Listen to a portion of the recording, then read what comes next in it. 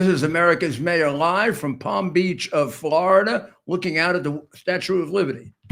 You're wondering how that happened. Well, of course, that is some New York artist who had too much to drink at the water club or the river club.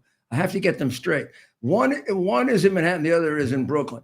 One is near the Queens Midtown Tunnel, not terribly far from Langone Hospital, and on the river on the Manhattan side. It would be to my right. Well, this is my right. It would be in that direction.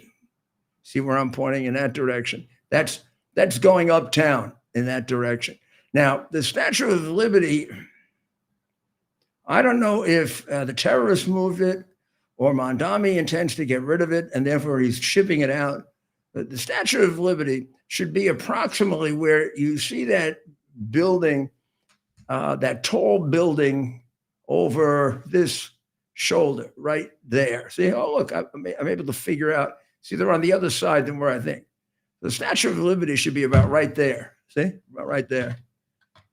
How it moved over here, I don't know. It doesn't float. I assure you, it does not float. And I do want you to know that New Jersey does. New Jersey has half of Ellis Island. We have all of the Statue of Liberty. New York still has the Statue of Liberty. Yeah, they gave New Jersey half of Ellis Island.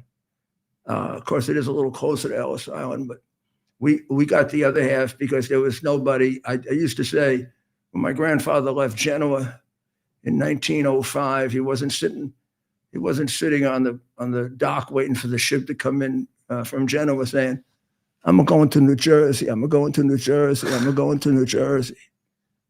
I wanted to argue that in the case that we had against New Jersey, but my lawyers thought that it would not be funny. I thought Judge, bless you. I thought Judge Scalia would be very, very impressed with that. And it would have been before Alito was on the court. And Alito, I'd had no chance with him. I think, is Alito from New Jersey or Pennsylvania? I don't remember. Good question. I think he's from New Jersey. His birthplace or where he grew up?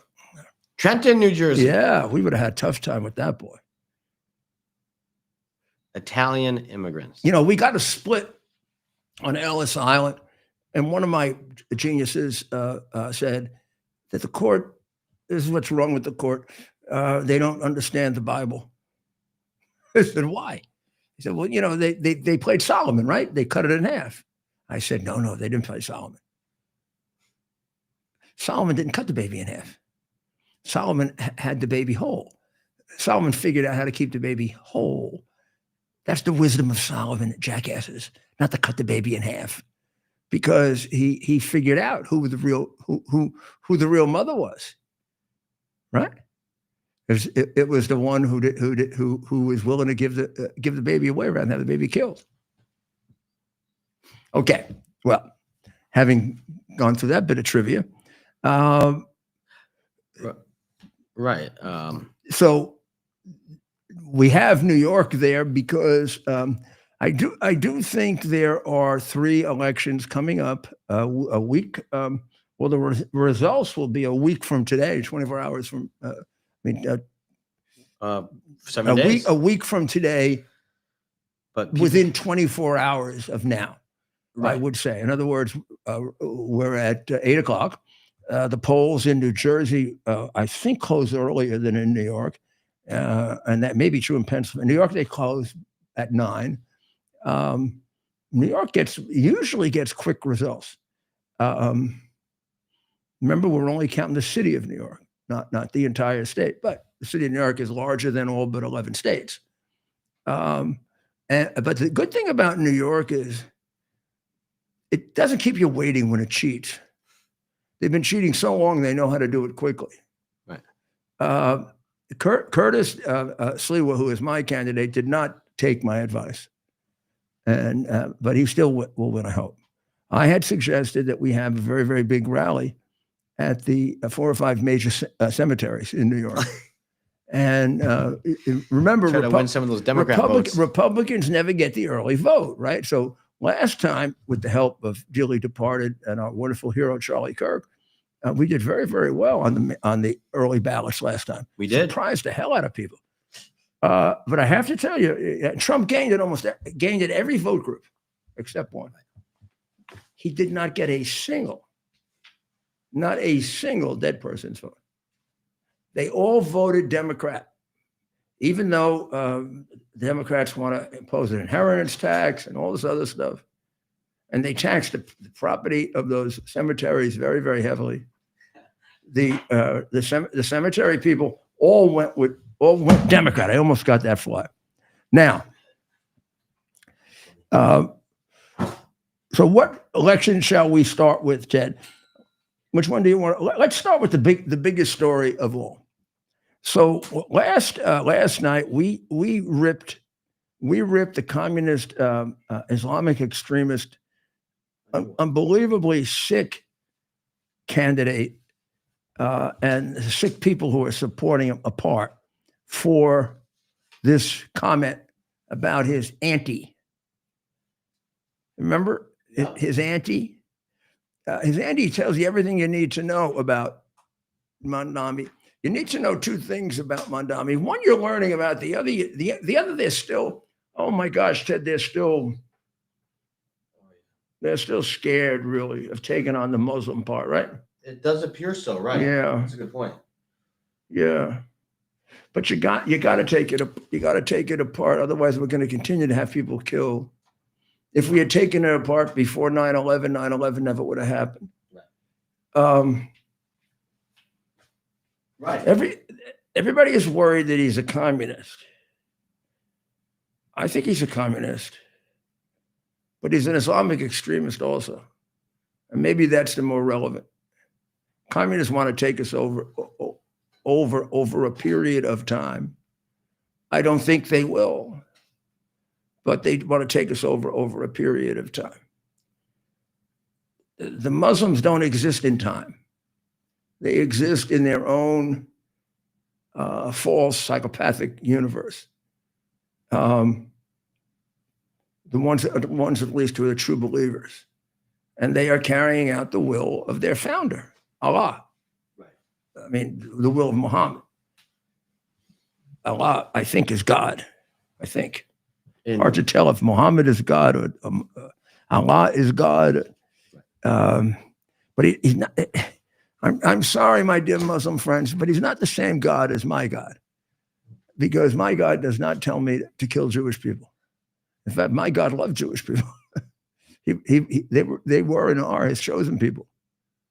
And my God doesn't tell me to kill the people who hurt me.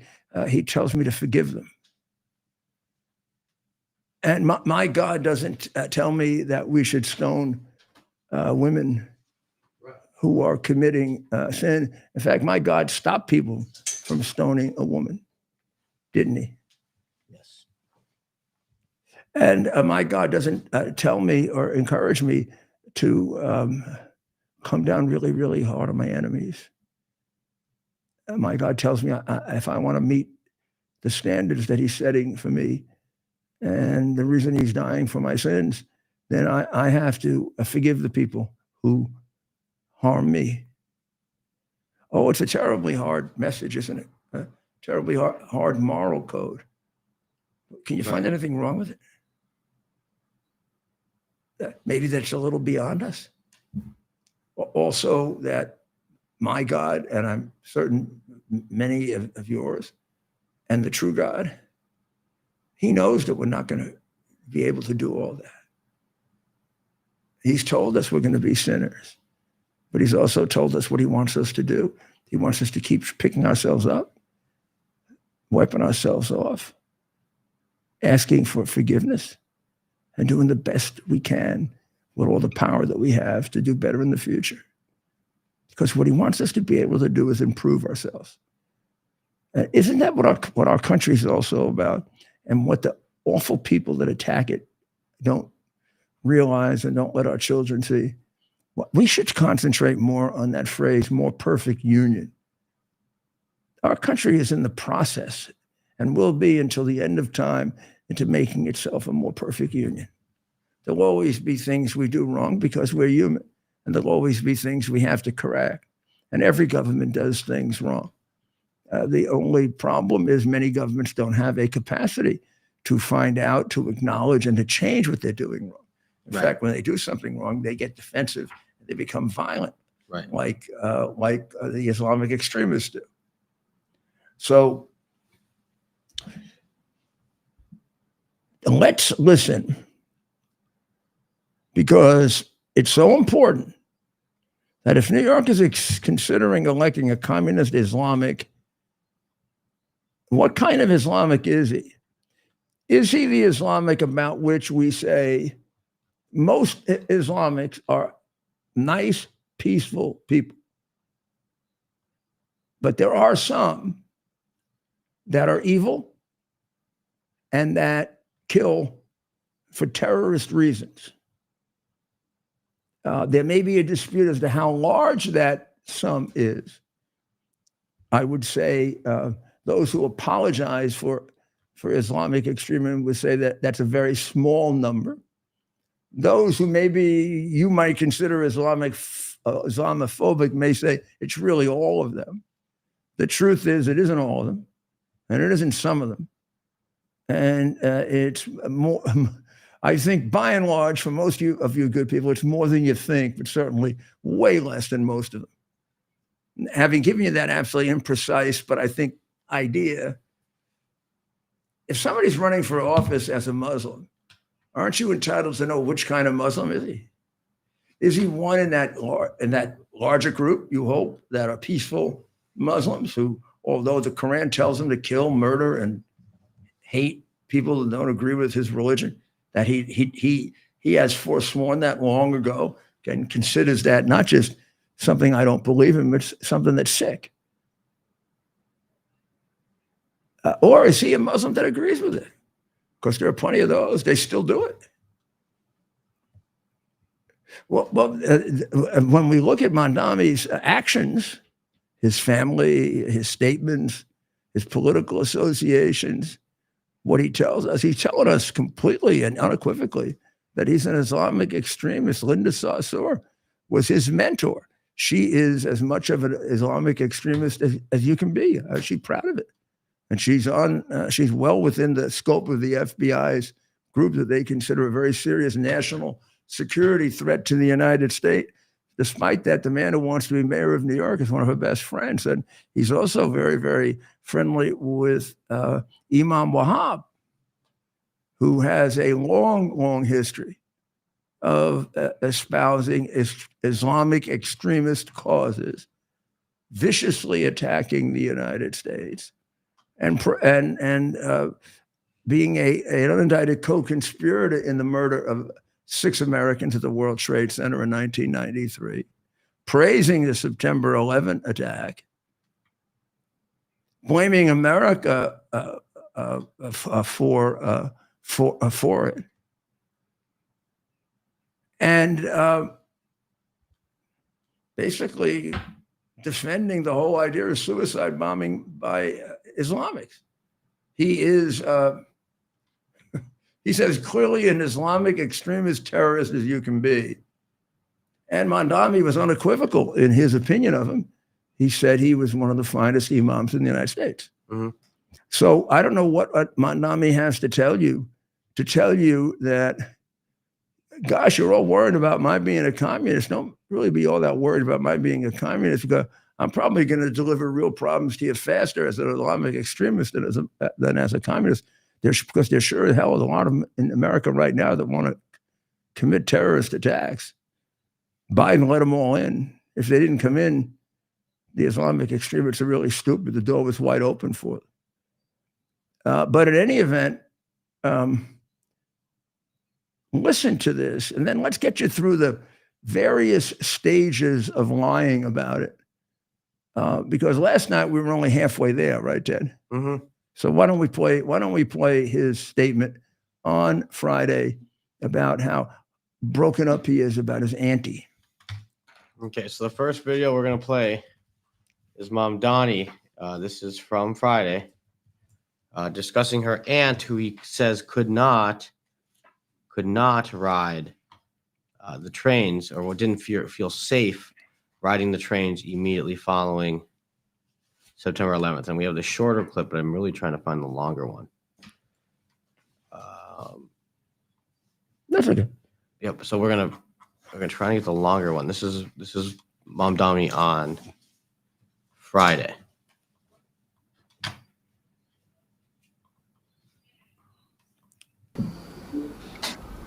I want to use this moment to speak to the Muslims of New York City.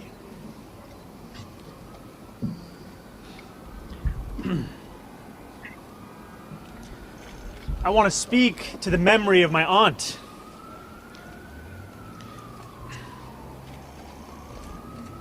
Who stopped taking the subway after September 11th because she did not feel safe in her hijab. Don't you feel sorry for his aunt? I mean, you're actually crying over it. What a sensitive man. What a sensitive man. About 2,700 fellow New Yorkers, 3,000 or so fellow Americans at that very moment were killed by 19 Islamic extremist terrorists who killed them in the name of the religion he espouses. Clearly, they didn't do it for any other reason. They killed them in the name of Allah, of Islam. They killed them following out the teachings that they truly believe of their founder, the Prophet Muhammad, who told them that they should spread their religion by conquest and that they should kill Jews and Christians. And they sure as hell did. And they were heroes to much of the Muslim world who you saw celebrating that day. You didn't just see Muslim extremists celebrate that day. You saw, or people you would say are Muslim acting out terrorists. You saw people who agree with the Muslim extremist philosophy. And so just the mere fact that he found that to be the thing to isolate out of the worst attack, domestic attack in the history of the United States, or the worst terrorist attack in the history of the United States, that comes directly out of his religion. I find extraordinarily insensitive to the families that didn't have to suffer the aunties not being able to go on the subway. A lot of people in New York don't go on the subway. And it has nothing to do, it doesn't have a damn thing to do with the Muslims. It has to do with the Democrat leadership in New York, who lets all the damn criminals out of jail and onto the subways. And they've been doing that since Cuomo passed the Let Them Free bill. And de Blasio spread it out, and Adams couldn't stop it. Of course he could, I did. Bloomberg did. Not beyond human capacity to stop it, unless you are favorable to criminals and don't like innocent, decent New Yorkers. But didn't you think when he said that? I thought when I first heard it, I thought we were talking about somebody that God forbid, got killed as a result of some kind of repercussions from that. There was no such incident in New York. I was rather proud of the reaction of New Yorkers because I put up a task force with Bernie Carrick, and we didn't have any serious incidents. We were praised for that. I was praised for putting up the task force, yes, but I wasn't praised for the incidents not happening. Although I really do think I had something to do with it because it was a much more lawful New York. It was a New York that had respect for other people, which would include Muslim people. But Ted, now tell us, last night we had gotten to the point that you had found out that his only auntie, yes, was during a very, very long period of time, encompassing that period of time. Yep. Living abroad. That's right. And bringing this And up. you brought and on the show you brought that up. Last night, yes. So But what we didn't know was, and I made the sarcastic remark, maybe she went on a subway in Tanzania, in Tanzania, Tanzania. Yeah, maybe, do they have subways in Tanzania? which was that was very funny. But apparently, Who stopped? Sorry, I'm trying to mute him. That's Auntie. Auntie is the picture, right? And in the upper left, it lists where she was from January 2000 to December 2003. Now, and that's the aunt. so we thought he was lying, right? Yeah. We did, and it's really a shame. I mean, we should learn to trust him more, because now let's get his. We ended up being right. Well, let's listen to his explanation. I mean, you're being very harsh, Ted. Let's listen to his explanation. I mean, you don't believe this? That's right. So You don't believe the communist Islamic extremists sympathizing with Islamic extremist terrorists. No, let me put it better this way. You don't believe this man who's a communist, communists are dedicated to lying, anything for communism, who sympathizes with Islamic extremist murderers who also believe they can lie anytime they want. You don't believe he was telling the truth when he said this? Well, actually, don't even tell me. Why don't you watch it and tell me? You know, juries have to observe demeanor in determining credibility. Let's look at the demeanor of Mondami.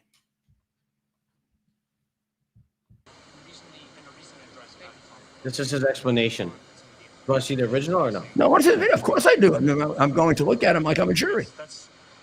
I was speaking about my aunt.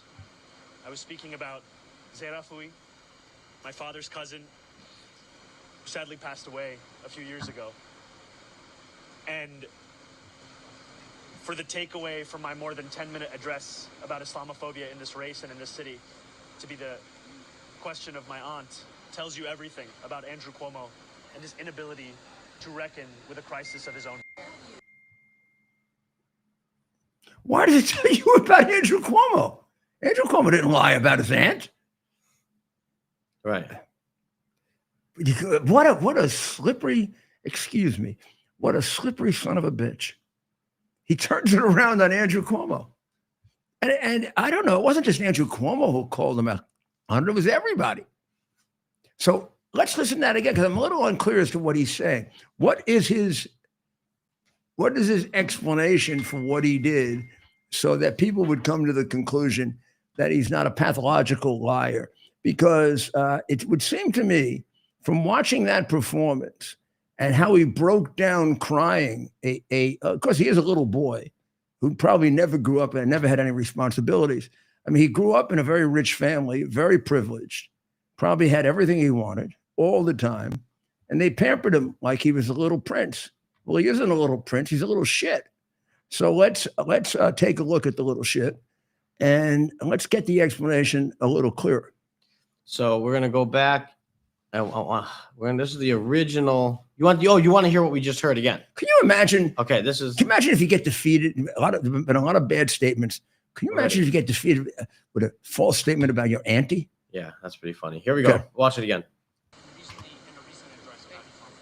Put it louder. That's a question from a reporter. You can't hear it. Oh. The reporter's now asking him. I was speaking about my aunt. I was speaking about Zerafui, my father's cousin, who sadly passed away a few years ago. And for the takeaway from my more than 10-minute address about Islamophobia in this race and in this city to be the question of my aunt tells you everything about Andrew Cuomo. He was talking about his cousin. With a crisis of his I wish I had a transcript. He was talking about his cousin, who's what? How was sadly passed away. But how was she related to him? Through that aunt? Through her father's cousin, his father's cousin. His father's cousin passed away. Yeah. So that would make her or his second cousin. I think so. Yeah. Yeah. Yeah. Yeah. Yeah. So he's clearly lying. But it wasn't his auntie's. No, it wasn't his auntie. No, his aunt or whatever. His aunt. Yeah. I think one time he said auntie, another time he said aunt. Yeah. But the fact that he had to come out and explain it tells you, to me, that just says the guy knows. Well, how he's would you, lying. how would you, if this were that traumatic an experience for her and for you, how would you confuse the two? How would you mix that up? You couldn't possibly confuse the two. It's You're absurd. making the whole thing up. There was no auntie. You didn't, and this one is conveniently dead. Right. This Yeah, one, right. Convenient. Yeah. I mean, I figured. Let me make sure I pick someone that's the no other one longer- I kept alive. And look how stupid that was. Right. Let me get this one killed. I noticed that too. Right. I noticed that. Yeah. that It's as not well. somebody that you can go to who's the subways. I ride the subways all the time. Right. I don't know why we're laughing. This is terrible. I mean, look, if it were a little white lie, okay. This is a big lie about maybe, for me, the most sensitive subject that exists in my term as mayor and in my life as in New York in 9/11. And you don't have enough damn respect for the people who died and suffered because of 9/11 to tell the truth about it, you shit. You complete piece of crap. What the hell are you doing running for mayor of anything?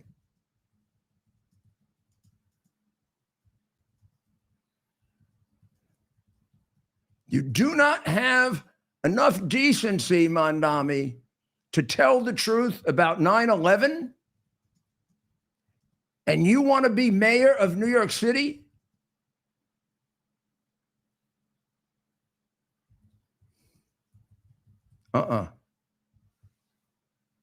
Can't be that the people of my city have become that naive, that brainwashed by left-wing communists and Islamic extremist sympathizers like you, that they're going to let you pass when you are a destructive, miserable, mean liar.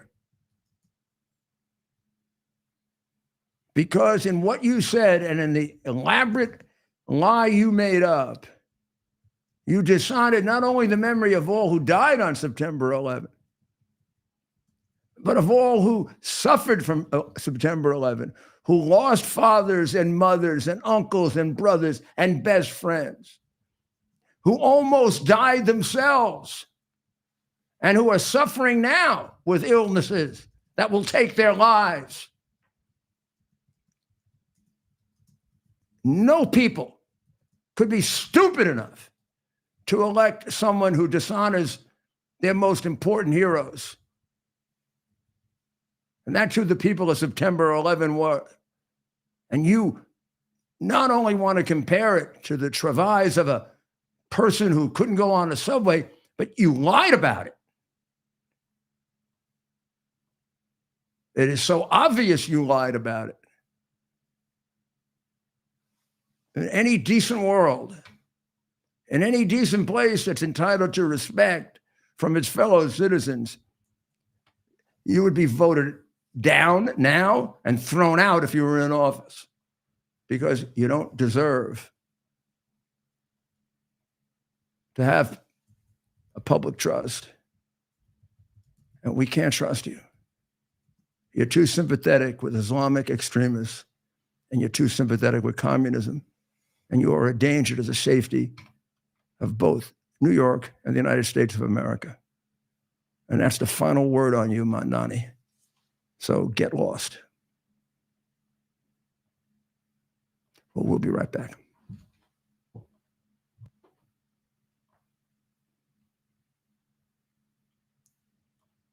U.S. Army Major Scott Smiley paid a high price serving our nation. Scott was leading his platoon in Iraq when a blast sent shrapnel through his eyes, leaving him blind and temporarily paralyzed. Scott would become the first blind active duty military officer before medically retiring years later. Thanks to friends like you, the Tunnel to Towers Foundation gave Scott and his family a mortgage-free, specially adapted smart home. Show your support for America's heroes now. Donate $11 a month to Tunnel to Towers at T2T. Are you ready for some action? I'm ready for action. Get the Elite TV plan only through the portal. 218 channels, and it's only $69.95 a month, Wow. including your free portal. That's cheaper than everyone else. Your favorite sports, movies, news, Wow. even daytime dramas. We're talking about ESPN, OAN, Newsmax, Wow. channels you can't get anymore in certain areas. Compared to the competition, this is a way better deal. Endless selection. Not to mention all the free music channels. There's over 700 premium and classic movies all ready to go. Wow. Plus, they got catch-up TV that allows you to go back and watch what you've missed or want to watch again. Cut your cable in half and get twice as much for free. Way more channels for half the cost. After the first year, the subscription then drops to $57.95 monthly, Wow. where you change or upgrade anytime. Go to QUXNow.com and get yours today. Use promo code RUDY. Act fast. These deals are selling out.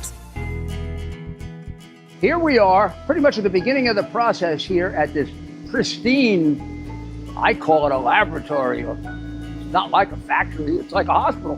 This is the beginning of the process for roasting. Deep grain, very good quality. Most people don't use this quality. We deal with small farmers because they like to know who we're dealing with. They give us the highest quality, all organic, non-GMO.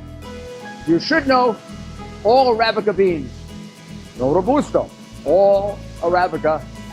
They're gonna go into the roaster and it'll get roasted for about 20 minutes or so.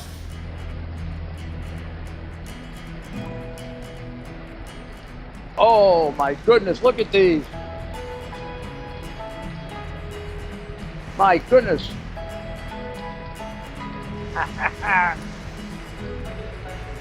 You're going to want to specially order these.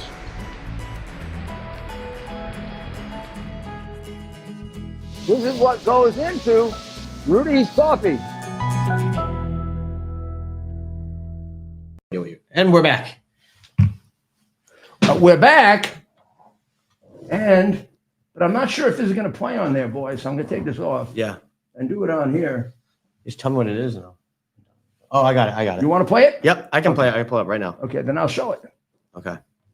I'll show some of it. I can show it too. You can show it too? Yep. All right. So, Ready? to set us up while I pull it up here. Well, we had I got it. the president and Secretary Besant are backing all the right people.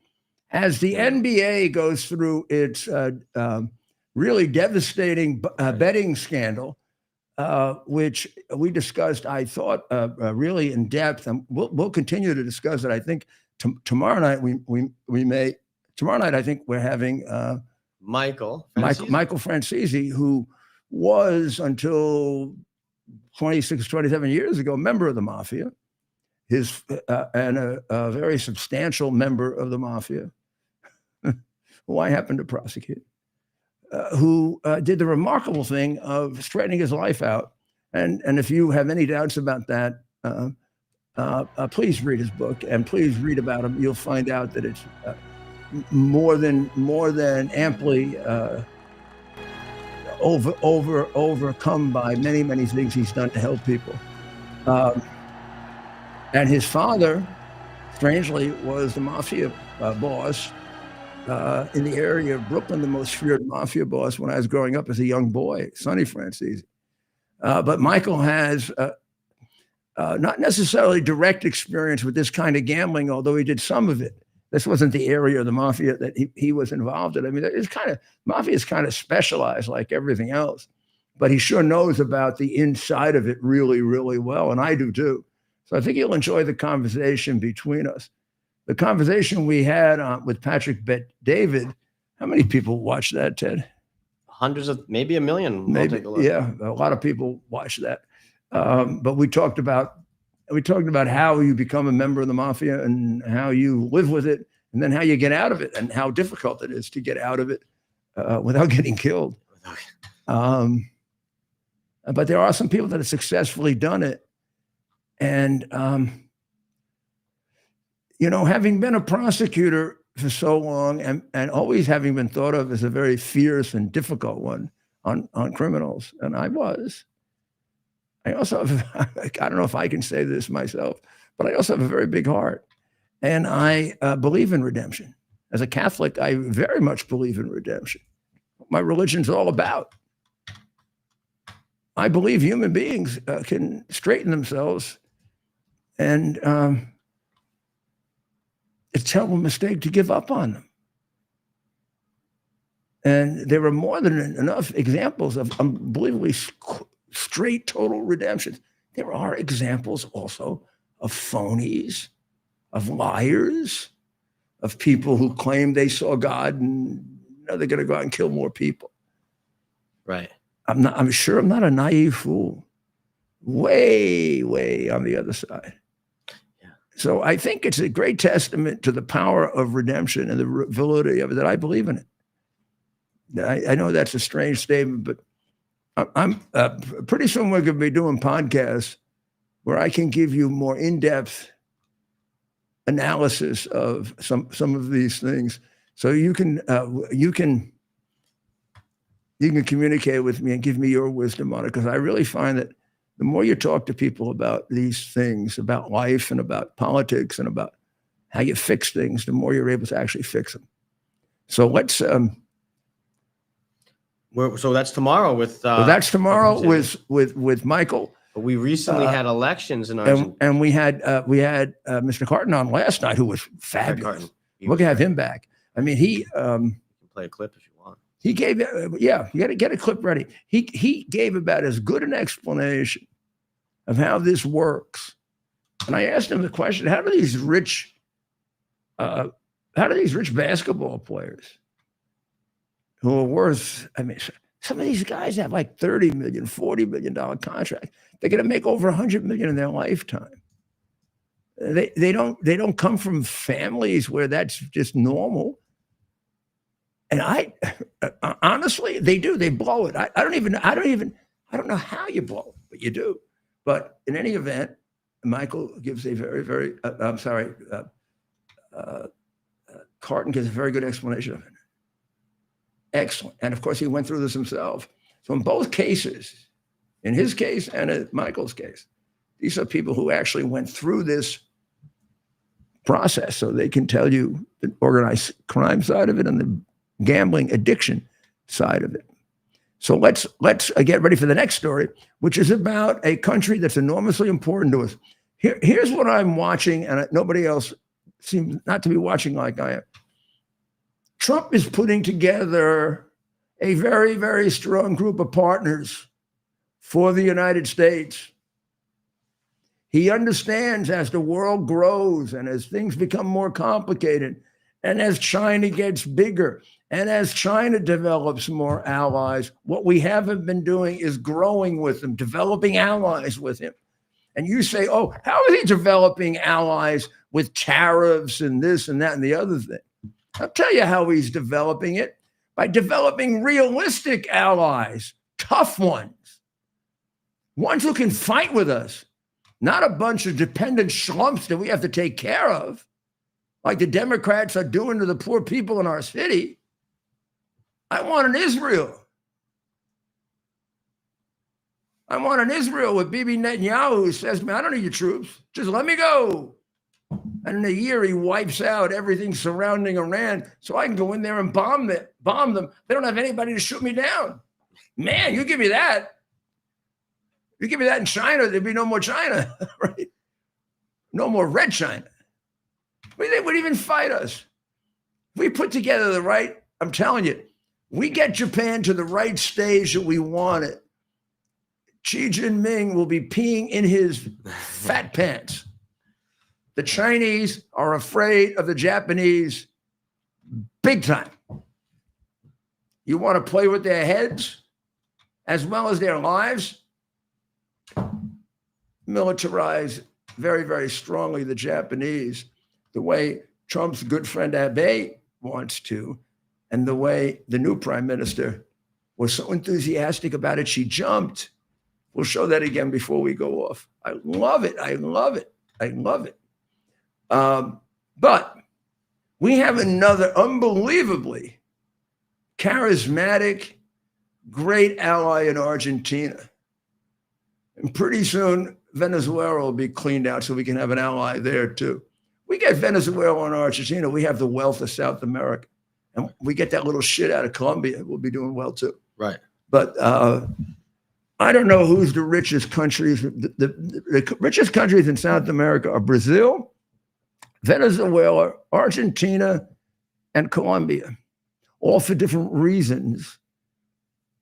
Then smaller countries could per capita be richer, like Peru, but those are the ones that have the big resources. Well, Argentina, has been up and down, up and down, up and down. There's a period of time a while back after the Peronistas were out that there was a thought that they could become like the richest country, as Venezuela was thought to be. And then they had the tragedy of Chavez taking over, who used those voting machine companies, as the case against Smartmatic now appears to be alleging. And Chavez turned it as totally communistic as Castro. Maduro has carried it on. We have stopped doing business with them. We've cut them off really as an oil contributor of any major extent, although they could be one of the greatest ones in the world. And then they have now gotten deeply involved in sending criminals to the United States like Castro did. And they have gotten deeply involved, Venezuela has, in sending fentanyl to the United States. Right next to them, right there is Argentina. And if we can get one to flip, and Argentina is another country with enormous problems, and Brazil. And then, of course, the last election was won by Javier Milei, who is a very colorful guy. He's gone on an austerity program. People are suffering, but he's trying to straighten out the budget. He's gotten inflation down. They thought he was going to get whipped badly. All the lefties. Oh, man, even the Wall Street, they were loving it. Yeah, beat the little shit. He likes Trump. Beat the little shit. He likes Trump. Watch.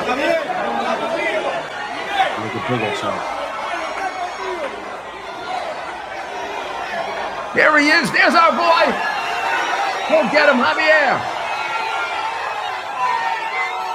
Yeah, he's out running over security. And you know he's got a lot of security. He doesn't care. And he is an exaggerated version of the Prime Minister of Japan, right? Right. Or Giorgia Meloni. Right. You got the best ones, right? We do. Who do you want to be with? Guys like this? These guys are hilarious. Or that doofus they got in Brazil right He now. and Meloni were together at the inauguration. They were his two foreign guests, right? Yeah. So that's him big. Well, now you want maybe this is what you really wanted. So now this can be sung with great meaning. Right. Here we go. I love music, so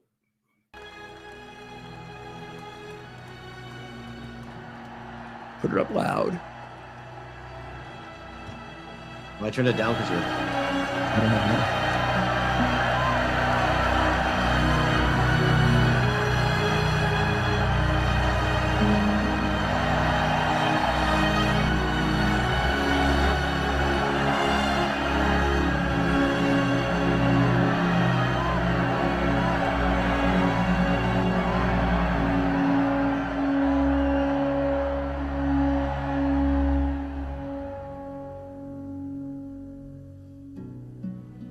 It won't be easy.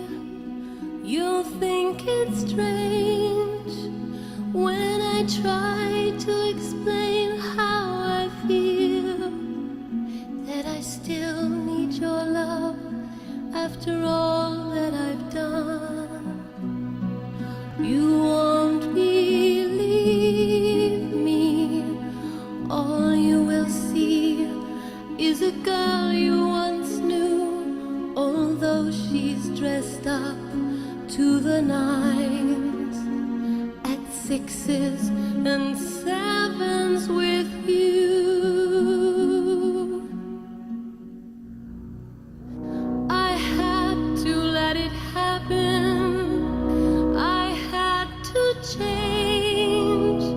Couldn't stay on my life down that hill, looking out of the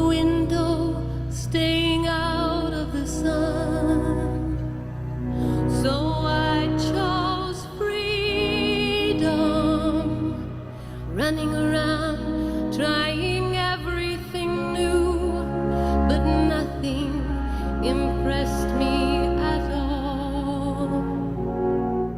I never expected it to.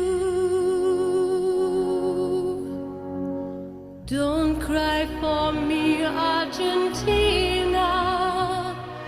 The truth is I never left you. All through my wild days, my mad existence, I kept my promise. Don't keep your distance.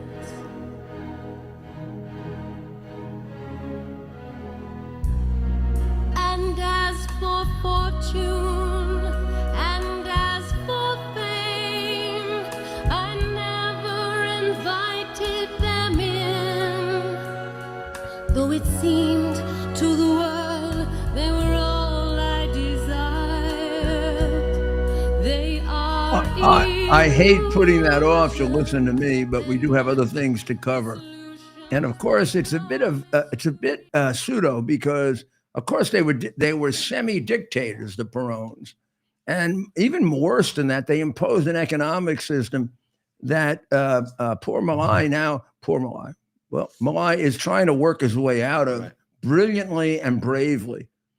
I also want to commend with just the highest respect and deepest admiration the Secretary of State who bet on him, who put American money behind him. To be specific, when he came here, in order to keep that country going, he bought $20 billion in Argentinian pesos that many people believe are worth nothing. 20 billion. Now, for the United States, it's probably even impossible for me to understand, although I can say it, that doesn't mean anything. It'd be like my saying $20, I think. Or maybe $2,000. I don't know. It hurts a little, but not a lot. It hurts a lot if you get made a fool of. You know what a hero Besant was yesterday on Wall Street? The stock market hit a record yesterday. They like all three of them hit a Besant. record. They like Besant. And I got to tell you, Secretary, it showed balls. Now I know the president's behind you. You got a great boss, but it's a team effort. I know that.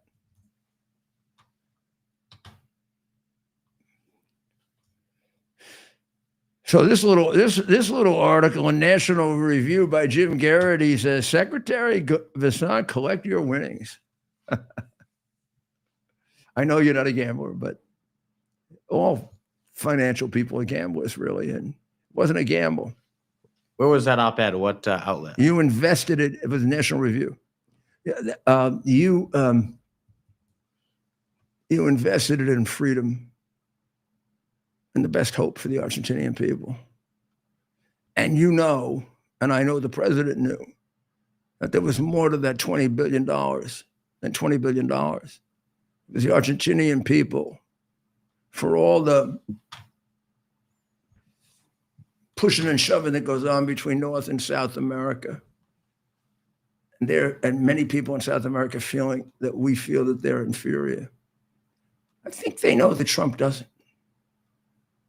I think they know the difference between the self-important, taking South America for granted jackasses that mostly have been in the White House. Always thought Rockefeller would make a great president. Please, Republicans, don't go crazy. He was a rhino, sort of, because he understood South America. Thought maybe if we had a 4 or 7 year or 8 year president who understood South America, we could eventually just straighten that out and solidify our relationship here in the Americas, which Trump is trying to do. It's proving difficult with Canada. Honestly, believe it or not, much less difficult with Mexico, even though she's a socialist. Don't know that she's a communist, but she's a socialist. but he's having a lot of victories with these major countries in deep South America. And he's also Rubio's doing a great job in Central America, very quiet, and he's appointed some excellent ambassadors. I expect a lot different relationship, if not now, within a year there. So, yep, don't cry for Argentina. Bet on it, like Basant did, and you're going to win. This is very good news for us. And now, time to get rid of the little jackass in Colombia and Maduro. If you don't see the handwriting on the wall, you're as stupid as they say they are. You are. Everyone says you're the stupid version of Chavez. I've had a little bit to do with people around you, and would you believe it? Even the people around you think you're the stupid version of Chavez. Now, don't go kill anybody. I'm not saying who they are. Well, the largest, we should have music for this too. Okay. Drum roll. I know we're working on we do extracurricular work. We're working on our clips. Well, we The have next thing we're going to work on are the less difficult and less important, but more fun roles. Like when we say very important announcement.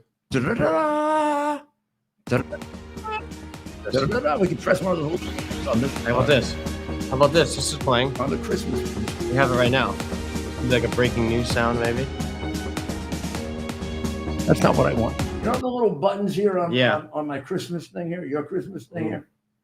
I call the Roadcaster 2, which we use, the Christmas thing, because it used to sit in my library when we were in New York, and I had the Christmas tree in the other room, and this thing here, and this has like red and green and red and blue, and it's all lit up like a Christmas tree.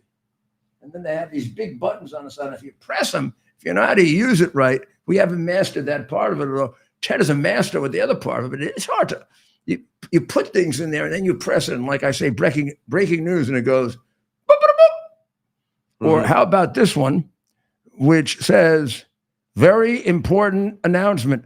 Ba, ba, ba, ba. American Federation of Government Employees has declared it's time to pass a clean continuing resolution and end this shutdown today. No half measures and no gamesmanship. That's to the Democratic Party. That's their party. We flipped a lot of unions, boys. Want to flip another one? You're not going to...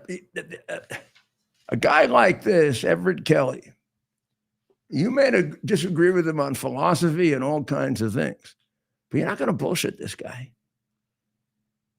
The Republicans are not creating the shutdown. Republicans are in favor of the measure that we've used 13 times when we couldn't reach an agreement, and we did it 13 times for Biden, and we can't do it once for Trump. And that is the reason that his people are not being paid, because the Democrats want to push Obamacare through forever. Not just Obamacare. Let's call it enhanced Obamacare. Enhanced twice. Once by the pandemic and once by the Anti-Inflation Act, which is the biggest misnomer, 1984, misuse of language. So that you're not giving Medicaid to poor people who need it only anymore. You're giving it to people who are scamming it. It may very well be that there's more scam money in Medicaid than real money. And you're killing it for poor people. Don't you understand that when you misuse a program for the poor, you ultimately kill it because you don't care about the poor, because you're a mean, cold-hearted, vicious, evil person. So will you go along with a thing you were going to go along with shortly before Schumer had a nervous breakdown and thought IOC is going to defeat him? Schumer, let's get this straight. You're a turncoat Jew. No place for you, pal. The Jews don't like you, and nobody else likes a turncoat. Not even your own people. The ones you were a turncoat for, you think they like you? Nobody's going to vote for you. I don't know. I could run against you. Anybody could run against you. Just all the person would have to be is vaguely honest. Your people hate you. You're a Jew without a home because you turned on them in their time of need. You interfered in their election. Unheard of that you interfere in an election. They were trying to put people in jail here in America. You go tell the people of Israel not to vote for Netanyahu, their savior, to vote for you, their cowardly multi-millionaire who made it all as a congressman. Guy who used to knock people over trying to get to the podium, fool. And the only reason your colleagues voted for you, that's because nobody likes you. Nobody ever likes you. You just got a lot of money for them. They hated the fact they had to put you there. Nobody likes you. They all thought you had a terrible personality. They put you there because you raised a lot of money and you also put a lot in your own pocket. Anybody got the courage to look into your pocket? Well, it looks like the two unbeatable women,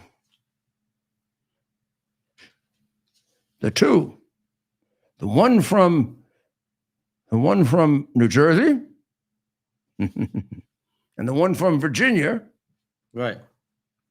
it may not be so invulnerable.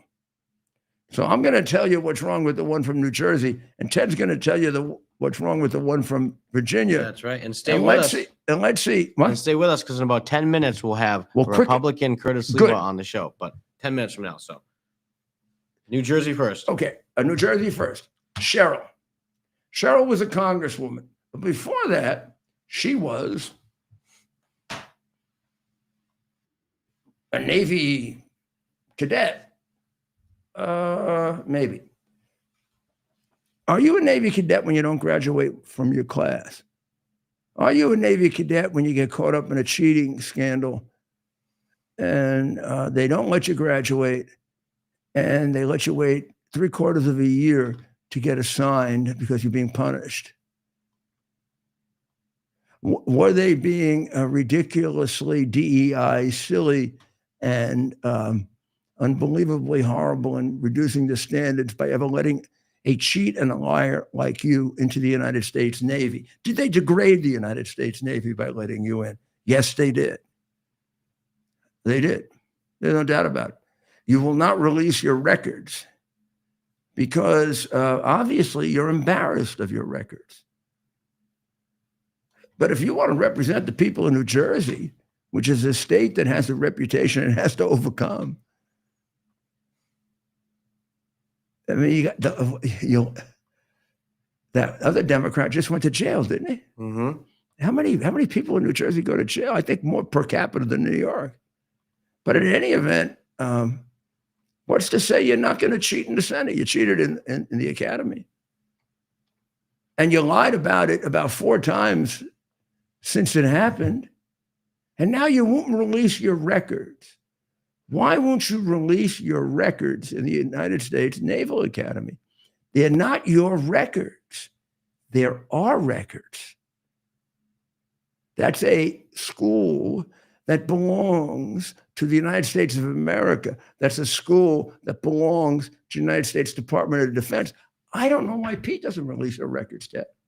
Right. I mean, Pete's not a guy that would be afraid of doing anything too political if it's the right thing to do. Where does she have the right to block her records from coming out? And we find out what seems to be obvious beyond peradventure of a doubt, which she cheated as a student. Then she and her husband, who also is in another foggy area about a cheating scandal. I don't want to say anything about it, but somebody should see his records too.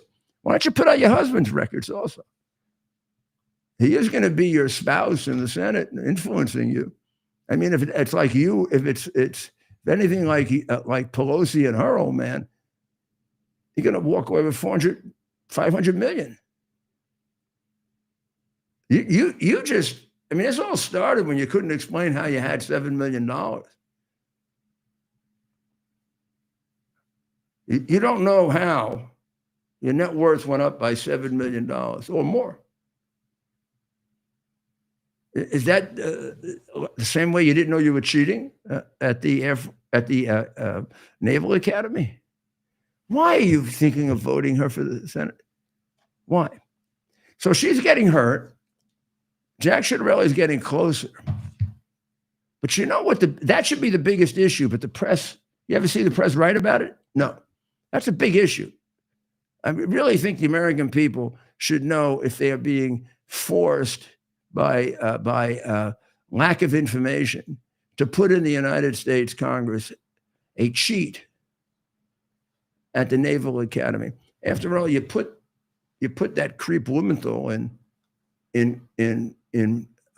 Connecticut, Right. who claimed he was in Vietnam. Is there anything worse than that? I guess. Hard to, figure it out, but Right. I guess what Mondami is doing. Oh, not even funny. But why do you do this for Democrats? What, do you need them so bad? All they've ever done is screw up your life, particularly if you live in a poor neighborhood. Oh, God forbid, right? Democrat. So Cheryl, I don't know if they're even or they're within about 4 or 5 points. But I do know the last time Ciattarelli almost won, he was down by 13 and he lost by 4. He's not down by 13 right now. Maybe 2, 3. Yeah, let's see what the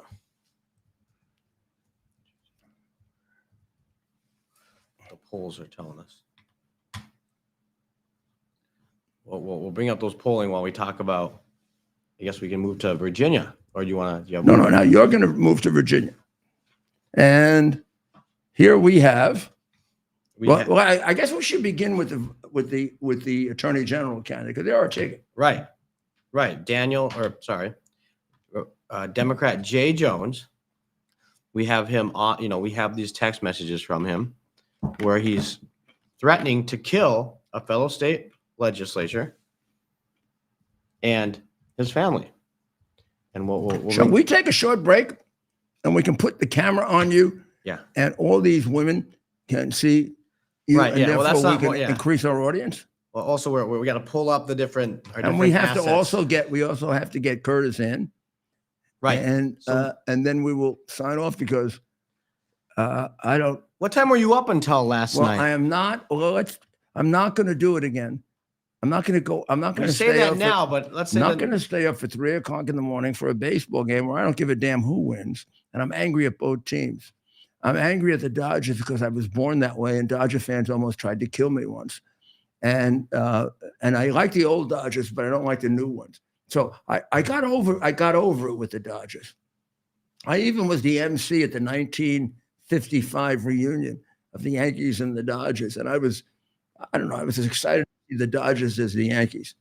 But then I hated them when they moved to Los Angeles. I hated them. I thought this was.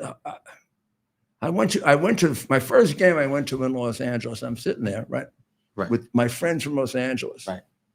And I used to go to Ebbets Field, and I used to go to Polo Grounds. I was I'm a real baseball fan. I root for the Yankees.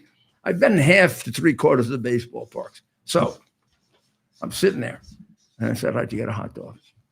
Hot dog.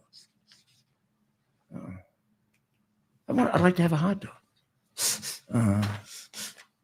I said, well, a Frankfurter, a hot dog, sushi.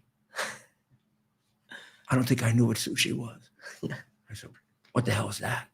Some California thing with drugs?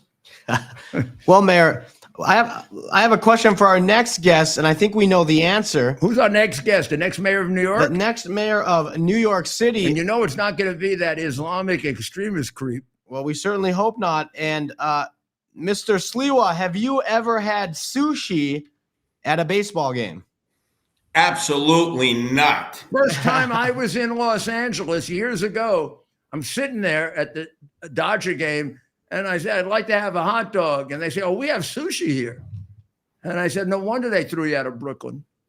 Well, not only that, let's face it, Rudy, you grew up in Brooklyn at a time where there were the Brooklyn Dodgers, but you were a Yankee fan with number 8, Yogi Berra. You must have caught incredible beatdowns before you moved to Garden City. You probably had to escape all those Dodger fans. My father taught me how to box, though. But it was, look, I was a Yankee fan in Canarsie when there were all Met fans. So the point is, to be a Yankee fan in Brooklyn or Queens, It develops character. It develops character. Right. You were taking your life into your hands because you would be surrounded. And at that time, nobody wore caps. You never thought of wearing a Yankee cap or a Met cap. That was considered like sacrilegious. But everybody knew, are you a Yankee fan or a Met fan? And I know you, Rudy, you probably puffed your chest out. You said, I'm number 8. I'm Yogi Berra. I wear. Yeah, I know. And you would have done this, and you did the same thing. So, Curtis, I have a feeling. Can I tell you what it is? Yes. I get a feeling as I talk to a lot of people there. People are breaking away from him. And maybe not everyone, but you got a thing going for you that I would try to exploit. Why not the real thing? If you're going to get off Mandami, why go for half Mandami or 3/4 Mandami? Go for the real thing. Go for somebody where at least you got a chance that he'll change things, and you will. But all they can hope for right now is a chance. I mean, they don't believe you right away. They didn't believe me right away. They hoped. And then I fulfilled it. That's what you're going to do. Right now, you got to get them to hope that you're the answer. And frankly, you're the only answer. To go from Mandami to Cuomo is like just delaying the destruction in New York from right now to over a period of just a few more years. To go to you is a chance to turn it around. So I think that's why those polls end up with you closer to him. When the people break, you get a couple points closer to him than Cuomo does. So how do you feel? Tell us what's going on. I think our city is acting as if they're Rodney Dangerfield. They have no confidence, Rudy. You know, this is a street battle.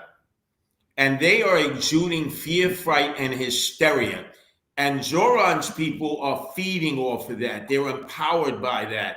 They feel strong because mostly baby boomers are saying, oh, I'm afraid of them. I'm afraid of what's going to happen.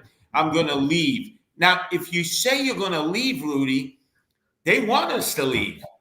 They want us out of this city. They want to plant the flag of socialism to replace the flag of the United States and capitalism.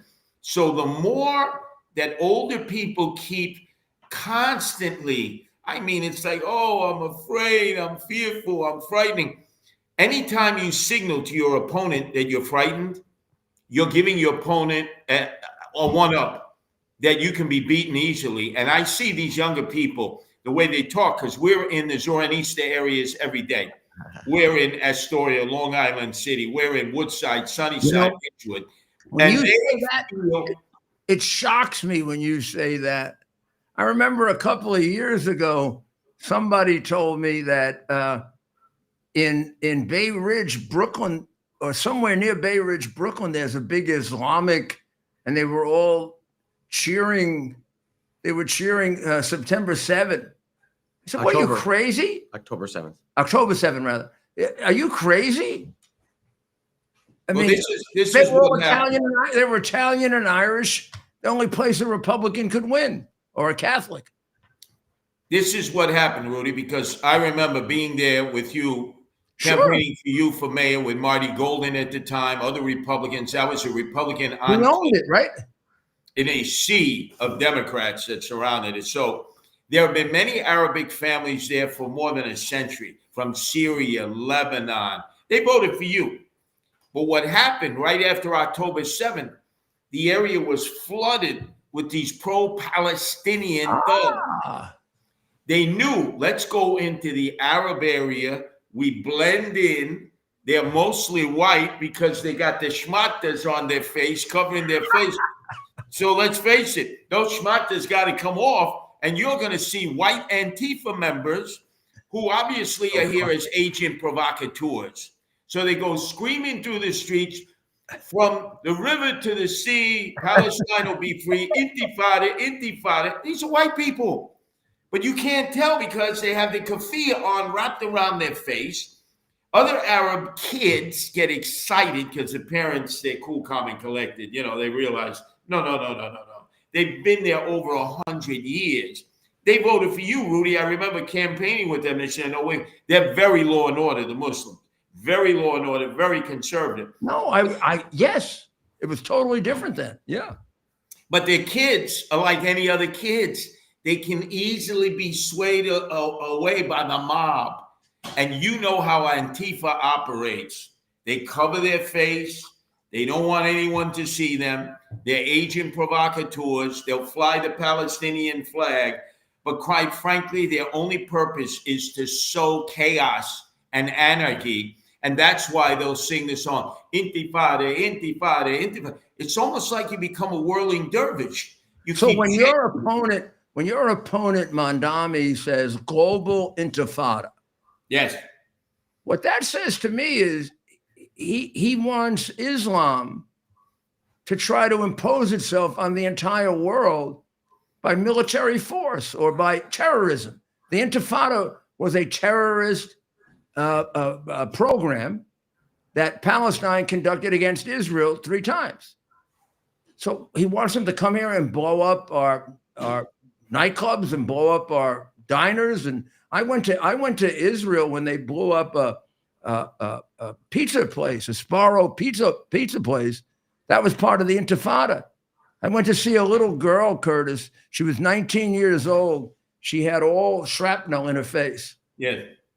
And I went up to her, and my wife was with her, Judith. My wife is, I'm Judith. She said, come over and talk to her.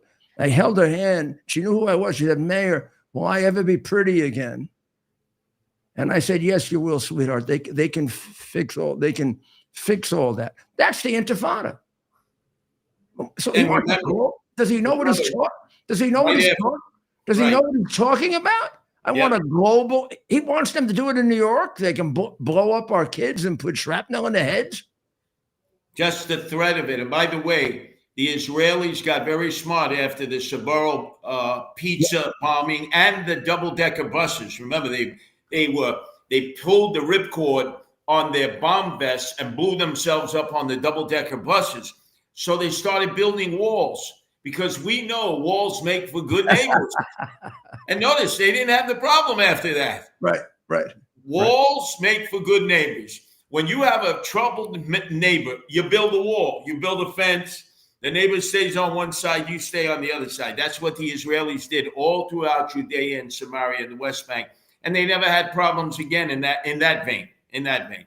So, Curtis, I'm going to tell people another thing about you. You have the energy that I have, that Trump has. May I say that leaders have? That's how you built the guardian angel. That's how you fought the big battles that you fought. When you believe in something, every ounce of your being is put into it. That's why you'll be a great mayor. We got to get this done. Instead, I remember you told me, Rudy, that after a long day of dealing with all the issues you inherited from David Dinkins, which were massive, 2,000 murders, 10,000 unsolved shootings, total, no quality of life. These are different. The ones now, people say, well, you had tougher ones or you didn't. Different, equally difficult, but different. You told me that these are very difficult issues too. Right. In some ways, you have a whole world coming after you. Right, but Mine was still local, but you got the Right. communists and the Islamic terrorists coming after you. right, but you told me, Rudy, that you would go to Gracie Mansion at night and study. You studied what had to be done, and then Oh, you yeah. translated it I still to your do. deputies. This is what's not happening in the city now. There's no study. So Eric Adams parties till the break of dawn. You have commissioners who go their own way. Zoran Mandami, let's face it, he's too busy doing TikTok videos. And Andrew Cuomo, oh no, he doesn't have gas in the tank. You have gas in the tank. Trump has gas in the tank. I have gas in the tank. Even when we collapse from fatigue, we can't wait to get up. Yeah, you Throughout the go day to all sleep, over. you get up in the morning and you go whoop, and you're ready to go again, because you know what you believe in and you're fighting for it. Curtis, you were fighting for this 30, 40 years ago. It Yeah. just changes a little. Totally. This is Curtis Sliwa. That's who you are. And I don't know what else can I do to to convince the people. No, I think you're doing an outstanding job telling everybody how I've been your apprentice. People can respect that. They say, oh, yeah, Curtis learned from Rudy Giuliani, first the candidate. Yeah, and I don't want them to then think the you're going to be. You're going to be you. You're just going to apply the knowledge you got. Look, Yes.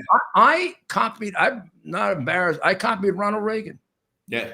I worked for Ronald Reagan for 8 years, 3 years in Washington. When I had a difficult problem, Curtis, I would say to myself, what would Ronald Reagan do? And then I did it. Like when I had my first strike, what would Ronald Reagan do? Ronald Reagan would say, I'm going to fire you. So I said, I'm going to fire you. And they came back in 2 days. I mean, he was my example. He was my model. He had been a very successful president at a very difficult time. So I tried to copy what he did. I think that's what we all do. We all learn. We all learn from good people. Well, I learned not only from you, Rudy. I We learned learn from many people. Yeah. right, but I That's learned from also experience. from Bernard Kerik, who had a fabulous relationship with blacks and Hispanics, both in corrections. Because remember, he had been the sheriff over in Passaic County, Paterson, New Jersey. You're dealing mostly with That's why I African made Americans. him. That's why I made him. That's why it was a close choice. Yes. And I picked him because I thought maybe at the end we could get better understanding of what we were doing for the black community. Yes. I always felt very frustrated by the fact that we did, in many ways, the best things that ever had been done for the black communities. Cleaned up Harlem, got all the crooks out. Yep. Dinkins and his other guys were just taking money and doing nothing for them. No. Cleaned up the crime, saved more lives than anybody else. And here I'm being called a racist. And I thought Bernie could bridge that gap. And he did. But Well, you know he what? did. I turned out to be really lucky. We had the terrorist attack, and Bernie had worked for 4 years in Middle East. Bernie understood terrorism perfectly. And it was like God. And you remember Von Essen, right? Oh, yeah. Tommy Von Essen, the Flying Dutchman, I called him. The Yeah, Flying man. Dutchman. You see, you'll draw people like that, Curtis. You know why? Every time a Democrat has run New York, they're crooked. And they Yeah. get all the crooked people, and all the county leaders get together and they give them this schlump and that schlump who's looking to make money. Nobody's going to want to work for you, which is good. The people who work for you will be really good people. Yep. And you'll give them a chance to reform things. It'd be such a difference than if it's Andrew or, God Almighty, the other guy. So I think where we start first is where you started first. As difficult as it was with policing, corrections. yeah, Once you get the Department of Corrections straightened out, where the inmates understand they're not in charge, that translates into the streets. That's why, if you remember, the inmates understood Bernard Kerik had Rikers Island in lockdown, but then inmates were safe. Correctional officers were safe. Their families were safe when they came to visit them. They referred to it as it's Giuliani time, and then they tried to make a negative out of that. But no. Giuliani time meant you were an inmate, correctional officer, or a visitor. You were safe on the rock. That's what it meant. Giuliani time was great. It was. And then Spike Lee put it in a movie and totally perverted it. I thought it was great. That we need Giuliani time. We're all getting killed. Exactly. Yeah. And even the black people liked it. Here he puts it. He puts it in the movie. They get 2,000 a year are getting killed, wiped out like crazy. Here come, when I went up to Harlem the first time I moved police from white neighborhoods to black neighborhoods, some of the white neighborhoods went crazy. You're double crossing us. We voted for you. Why are you moving cops? Because I put them where Comstat tells me to put them. Not. I go up to Harlem thinking I'm going to be a big hero. The old ladies up there are going crazy. You didn't put enough cops up here. And I look at it and say, you're right. I didn't put enough cops up here. They were told. Or when I put the cameras in the housing developments, ACLU sued me. Oh. The Tenants Association. Right. Meantime, Paul Crotty got the Tenants Association to come in on my side. That's right. And they wanted more cameras, not less. And they said if he didn't put the cameras in, he'd be discriminating against poor people because all the rich people have cameras in their apartments. Exactly. But you may be the only guy left in New York City who understands this and can save it, Curtis. Please. Well, I can connect what you did. I know you can. Taking New York City and then translate it, as you said. Now, I don't understand now. I have to ask you about now. Like when you tell me about these neighborhoods and they don't mean the same thing to me. And in some ways you're facing a worse problem. It's gotten more radical. So we're there for you, Curtis. Anything we can do, you tell me, all right? And mayor, former mayor, and future mayor. So important. What do you? I would like to get both of your thoughts on this. We're seeing as many as 5 times the number of early votes as we saw last cycle. How does that, Curtis? How do you feel that benefits you as voters? When you say as much as, is that right? 5 times as many? 5 times as many is what's being reported. Yeah, I saw some of those are in neighborhoods that are very good for him. Right. And then I saw some in neighborhoods that were good for Mondami. Right. Yeah. But the question I don't think Cuomo's getting any of those. Though. Right. How does I'll tell you this? Let's look at Rudy's election in '89. 60% of the registered voters turned out. 60%, and they voted in David Dinkins, who beat Ed Koch in the primary, and then Koch endorsed Dinkins. 4 years later, Koch endorses Rudy Giuliani. Rudy wins, but only 50%. Yeah, you didn't know that? Yeah. That's interesting. I did not know that. Yeah, he did. So that 57% of the registered voters showed up. That's 3% less. And as I told Rudy the last time, because middle-class blacks in the outer boroughs were so disappointed by the first black mayor, they didn't come out and vote for Rudy. They just didn't come out to vote. I don't know if there are enough people old enough to remember Koch and me and everybody else, but I'd be willing to do one of those AI commercials with Koch endorsing you, because if Koch were alive, and I was Koch's best friend and his worst enemy. You remember, right? We go up and down, up and down, up and down, up and down. We loved each other, and then we fought with each other. And you know what he was jealous of? I got a bigger Jewish vote than he did, and he was Jewish. But you know who didn't like him? The Hasidics didn't like him. He didn't get the Hasidic vote because they felt he was like an old-fashioned Jew. He looked down on them a little bit. Yes, he did. I wasn't Jewish, so I accepted them for who they were. But in any event, Koch would support you on Israel. He supported Ronald Reagan over Carter on Israel. Yes. He would go nuts. Remember when Carter came into the heliport to go to the United Nations to see Andrew Young, his ambassador who was working with Yasser Arafat. Remember how Koch was waiting for him on the tarmac? The helicopter landed in Wall Street and Koch gave him the letter. You're selling out Israel. Andrew Young is a traitor. Remember? And the Democrats wanted to oust him from the party. But Ed Koch was right. Andrew Young was meeting with the PLO, was meeting with agents of Yasser Arafat. Oh, I love him. Right. With the help of Carter, who has never been a friend of Israel. Who knows that? It was Ed, New York now. right? But it was Ed Koch who revealed that. And remember, that ended up causing Andrew Young to leave as our UN ambassador. It was so embarrassing for the Carter administration. Yeah, well, they're. I mean, they've turned it so much against Israel, but I really wish Koch was alive, because nobody would even have to. All we'd have to do is have him sit there. He go, not even encourage him. In fact, you're better if you didn't encourage him. Let him do it on his own. The minute he heard Zandami, and Cuomo or the homo, I mean, he's not going to exactly endorse Andrew, right? That was Andrew. That was all Andrew. Well, he believed that. Andrew denies it. He believed it. So you'd be his candidate. And wow, if you had Koch on your side, nothing better. If you had him against you, it was almost like having Trump. He wasn't as good as you could beat him, but he was almost as good as Trump. Yeah, and not only that, this is before the internet. He was the master of the 30-second soundbite. Yeah. Oh, nowadays.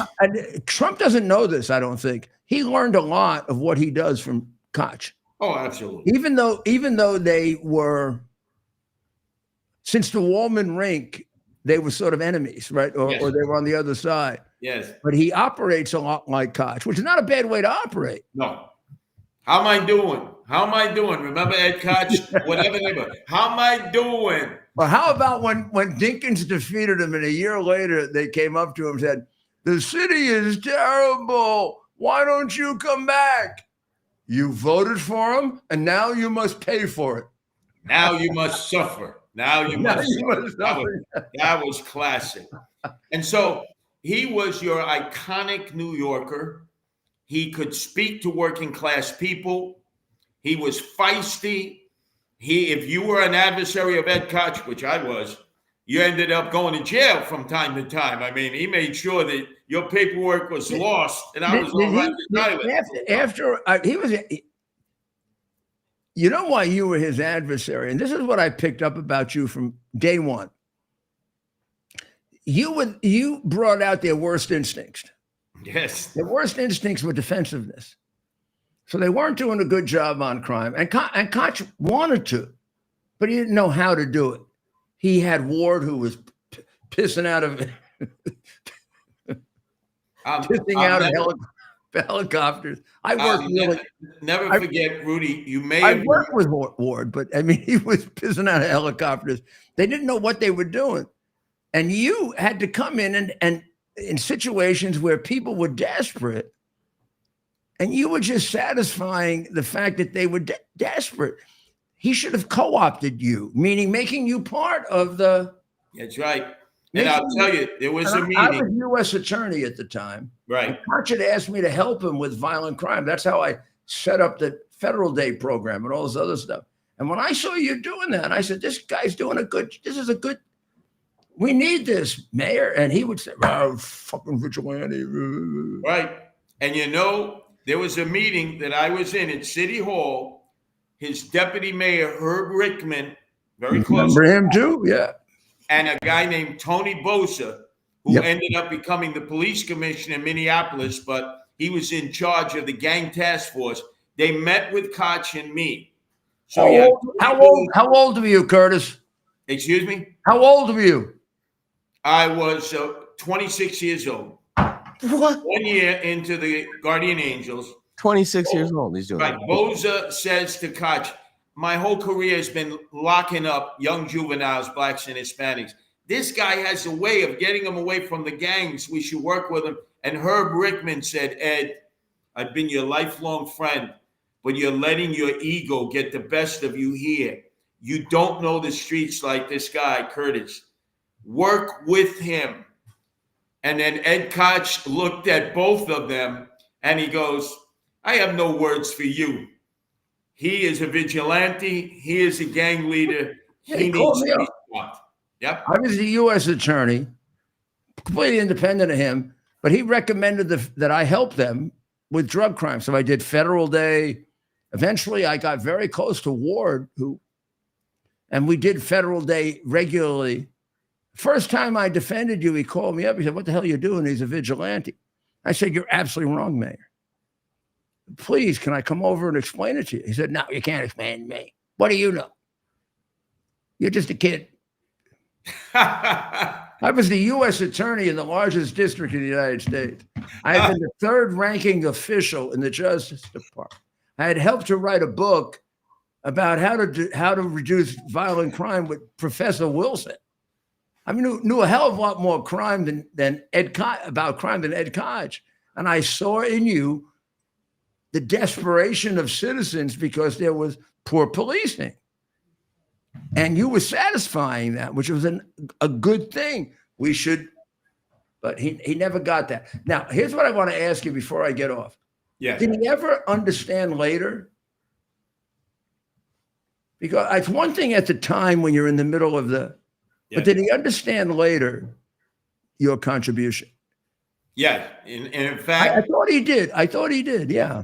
Rudy, after I was shot 5 times on the orders of Gotti Sr. to Gotti Jr. Yes. and the Gambino crime family. So I'm in ICU. You know, they saved my life. When you're in ICU, I came to see you too. Yes. You have tubes in every orifice of your body. It's like a meat locker. And as I came to after 2 days, I wake up and I look to my left, and there's Ed Koch. And I thought he had died and gone straight to hell. Remember, I was so happy he did that. Right, because he was my adversary. Then I looked in the middle. There was Lisa, my wife, who used to tussle with you from time to time on the radio. I love Lisa, though. Will you tell her that? I know you still talk to her, right? Yes. And tell her I love her? Would you tell her I love her? Yeah. Tell her I had a crush. Curtis, don't punch me. Don't punch me. I had a crush on her. Oh, definitely. But boy, you and her on the radio were like 2 scorpions in a brandy. Yeah, she beat the hell out of me, and I would go, ooh, yeah. And then there was Cardinal O'Connor, who had the death vestments on, extreme unction vestments. That's what we were taught in catechism. Just in case I expired, they would give me the deathbed rights. Bring his pal O'Connor with him. That's right. They were friends. They were both there. Was Ed trying to put you in the grave? Yeah, and then he said this. People asked him afterwards. They said, "But you were like Curtis's worst adversary. You actually had him locked up a number of times." He goes, "You know, I thought about it. Curtis and the Guardian Angels, they're like chicken soup. It can't hurt you. It can only help you." And then we became friends. Yeah, I remember that. I do. I remember that. Yeah, I'm glad. Because I love to see those things resolve. Because Koch, in many ways, was if Koch wasn't a Democrat, he would have been a great mayor. Oh yeah. He was limited by Manus, Friedman, all the people I put in jail around him. This people will not believe, and it's why I hesitated on Adams. So I prosecuted, I don't know, a third of his administration. They were all taking money. They asked me one day, are you investigating Koch?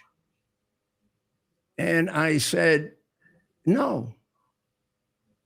He didn't know about it. And they looked at me like I was a fool. Well, I'm not a fool. I knew he didn't know about it. Because he was, in many ways, he was a very naive man. Yes. This was happening around him. He had no idea. He didn't give a shit what Manus was doing. Manus was taking $100,000 a judgeship. Friedman was stealing everything that wasn't locked down. The guy in Brooklyn was Meet Esposito. Oh, I mean, it was unbelievable. Everybody around him was stealing anything they could see. Boom, boom. And he's sitting there. First, he's thinking about the first half of his mayoralty. He's thinking about the city. And then when Cuomo beat him, he became depressed. Yes. And that's when he became a bad mayor, meaning he didn't watch what the crooks were doing. Right. And the Democrats are all, you put Democrats in charge and you don't have a sheriff over them, they're crooks. They're, by nature, in New York, they're crooks. Not all over, but in New York. And that's why we need you. We need you because you'll bring in completely different people. They're not coming in thinking they're going to make kickbacks. That's what they think. The budget of New York is the same as the budget of the state of Florida. Yep. Okay. The state of Florida has $22 million people. New York has 8 million. What the hell is New York doing with all that extra money? That's right. Part of the They're passing it out to Adams' friends, right? or de Blasio's friends, Yes, or the Islamic terrorist friends. exactly. And you don't even know about that. You don't give a damn about that, right? I mean, you don't even know about it. They're not even going to come near you. They would be afraid. They never even came near me. They were afraid. They'd be afraid to come near you. And all of a sudden you'd have an honest, you would find balancing the budget much easier because you wouldn't have all the crooks hanging on you. And the patronage, which is what chokes the city. Yep. You get these flunkies, these sycophants, toadies, and lackeys who have no skills, but they're part of the patronage machine. And then it's just like when you dealt with organized crime. They put their beak in the trough and then they kick it upstairs. There's a percentage they kick upstairs. You found that out because the only difference was you didn't have the dead bodies, but everything else that existed in organized crime existed in government in New York City.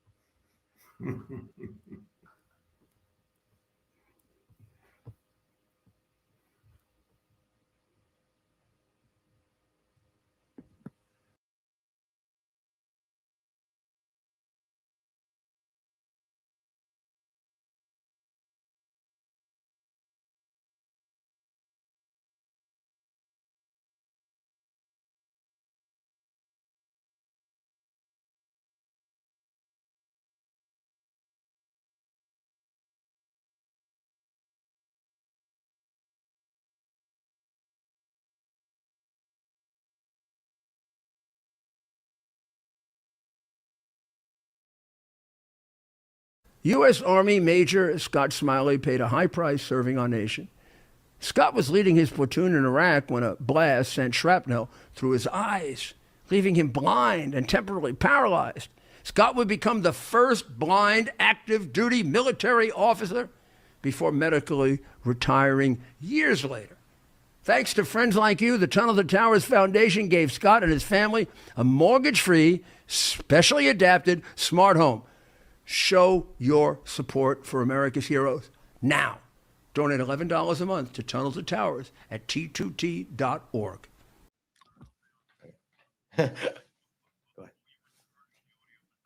Well, Mayor, we're back on.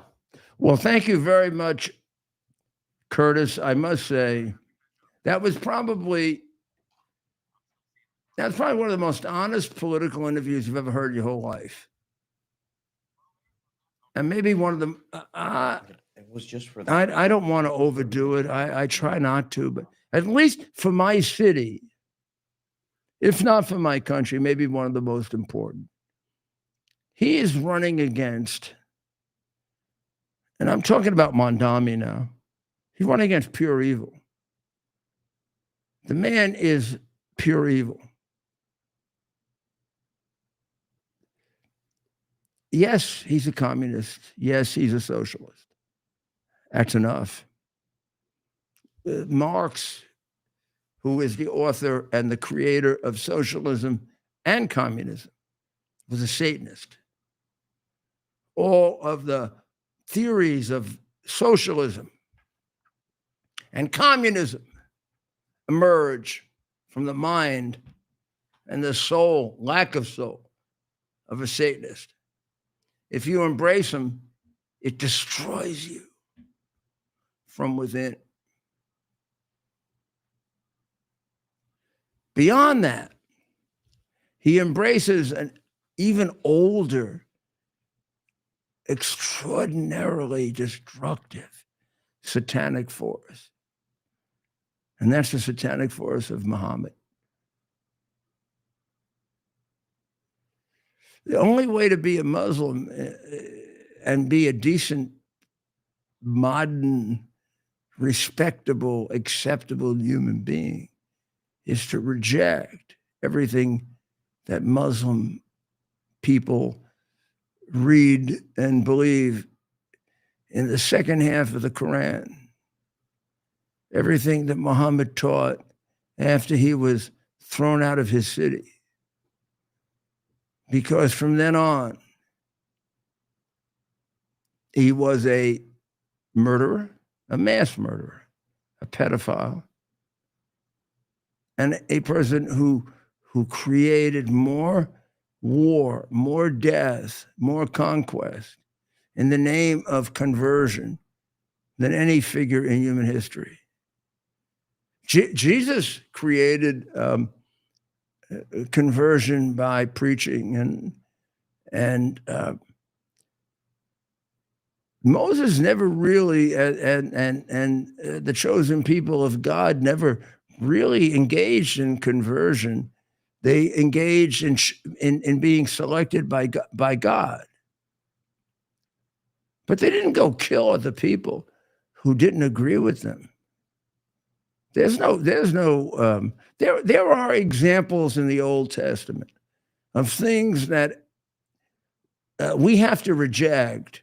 And it would be a good lesson to the Muslims to do the same thing with the Quran. So and Jesus corrected them, didn't he? Like the stoning of the woman, which is barbaric. Well, that barbaric practice takes place in Muslim countries today that America supports. That Obama and Biden gave billions of dollars to. And it's about as basic as it can get. They were about to stone the woman for adultery or suspected adultery. And Jesus reversed the old law with the new law. And he drew a line in front of the sand. And he said, he that has not sinned can cast the first stone. And he looked at each one of them, fellow Jews like him. And they dropped their stones. And they walked away, converted to a new way of looking at a barbaric consequence for an act that's wrong, but should be dealt with in a different way. I don't know if you realize what a tremendous step that was in progress, not just of religion, but of Western civilization. The Muslims have never had that progress. They've never had a Jesus to take them out of satanic Muhammad, which is what he was in the second part of his career. And I'm sorry for all the Muslims who hate me for saying this, but the man that you revere was a satanic creature in the second part of his life. He killed overwhelmingly. He used killing as a way to spread his religion. He used mass murder as a way of creating terror so you would convert. He focused specifically on Jews and Christians. And although you can go find things from the earlier part of the Quran where he talked about Jews and Christians in a benign way, if we reorganize the Quran chronologically, we find by the time we get to the second half of the life of Muhammad, he was a mad murderer and a pedophile. So tell me what you're going to gain by following a mad murderer and a pedophile. Just terror, destruction, disruption. You have to figure out the answer. I've talked to Muslims who have, which is they just cut it out. They just cut out that second half. The way I cut out, Jesus taught me how to cut it out, the stoning of women, right? Jesus taught me what I should do with the Jewish practice of stoning women, right? Jews kind of picked that up too. Maybe they don't attribute it to Jesus, but I don't see any Jews stoning women today. Do you? So somehow they've figured it out without having to go through the process of accepting Jesus. But maybe just accepting modernity and common sense and decency and a more complex view of humanity.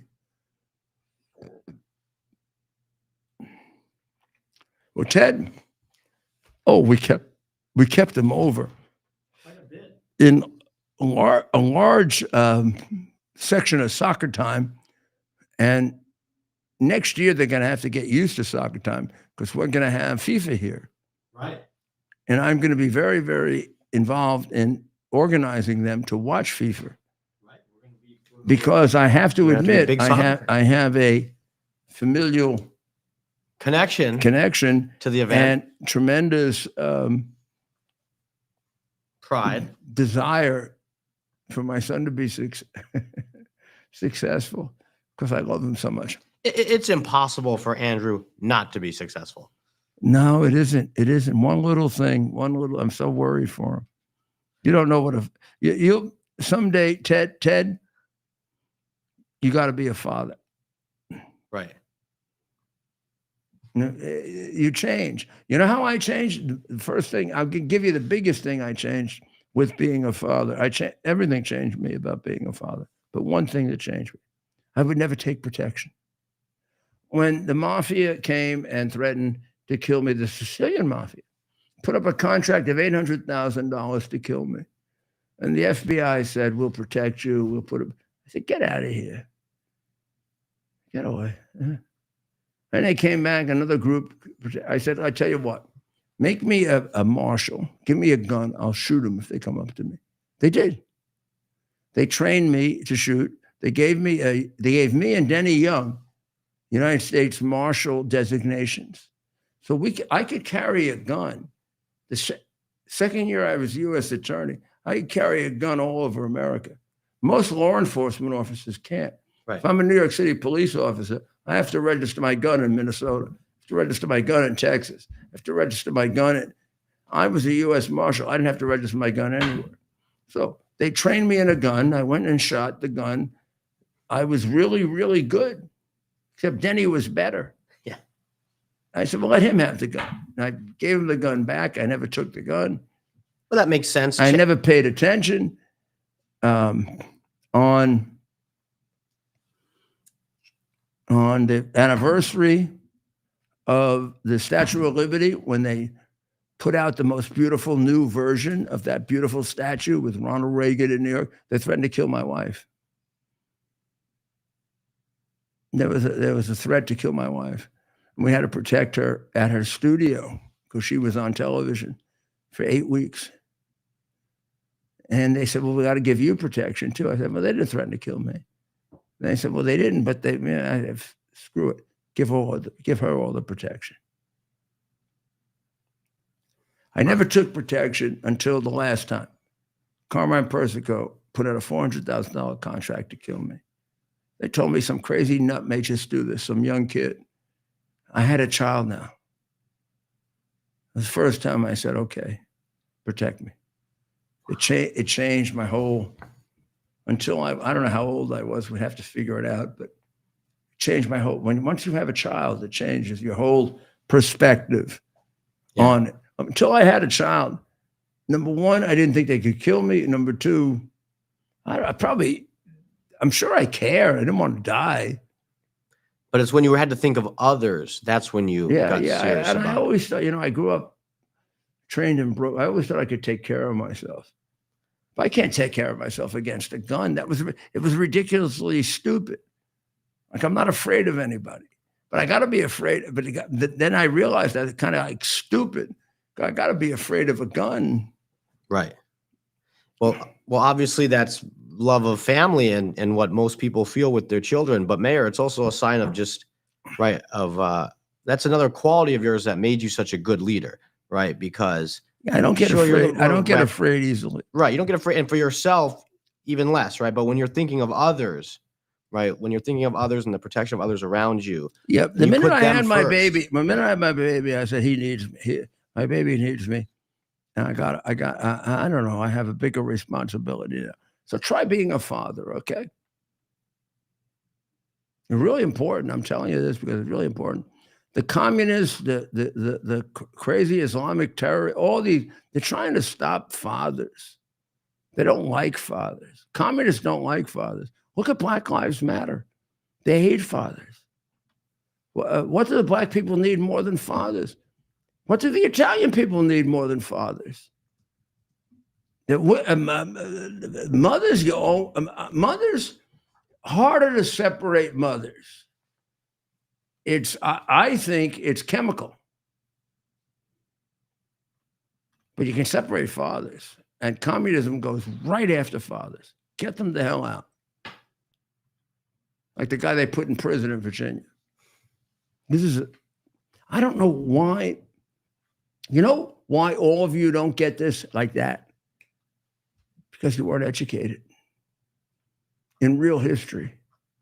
You're educated in Marxist edited history about the value of fatherhood. I'm taught that you're a bunch of screwballs.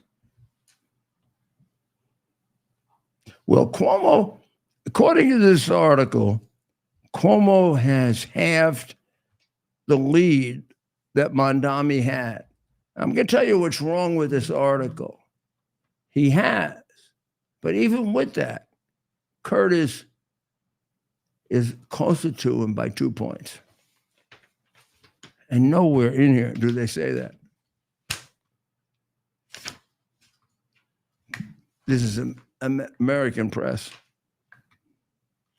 Now, the unbelievable number of undecided voters are 50 or over. They account for 60% of the undecided.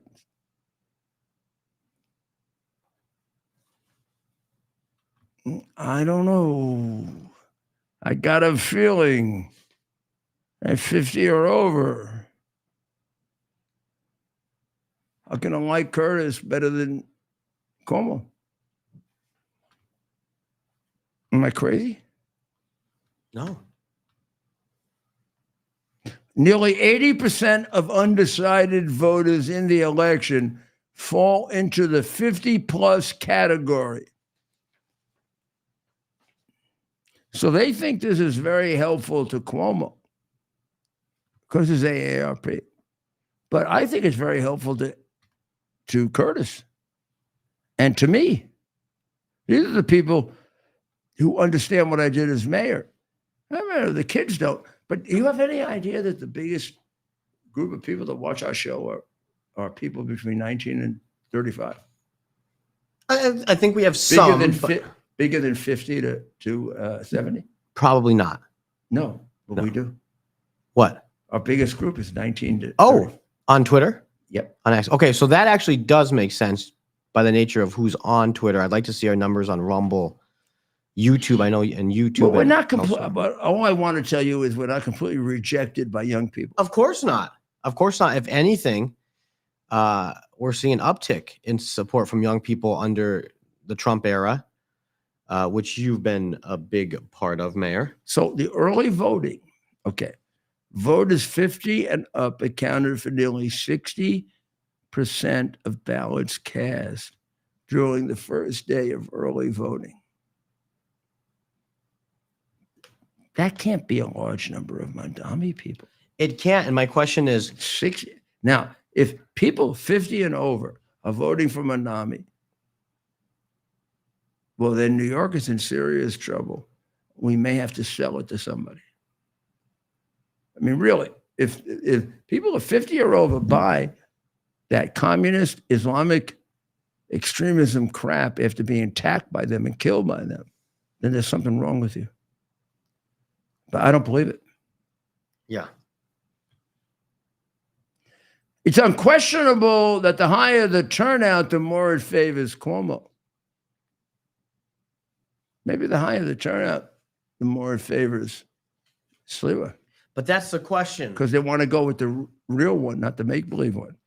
But with this older voter turnout, could that be a good sign for Cuomo in that, you know, his last name, an older voter will remember Mario? It could be. It could be.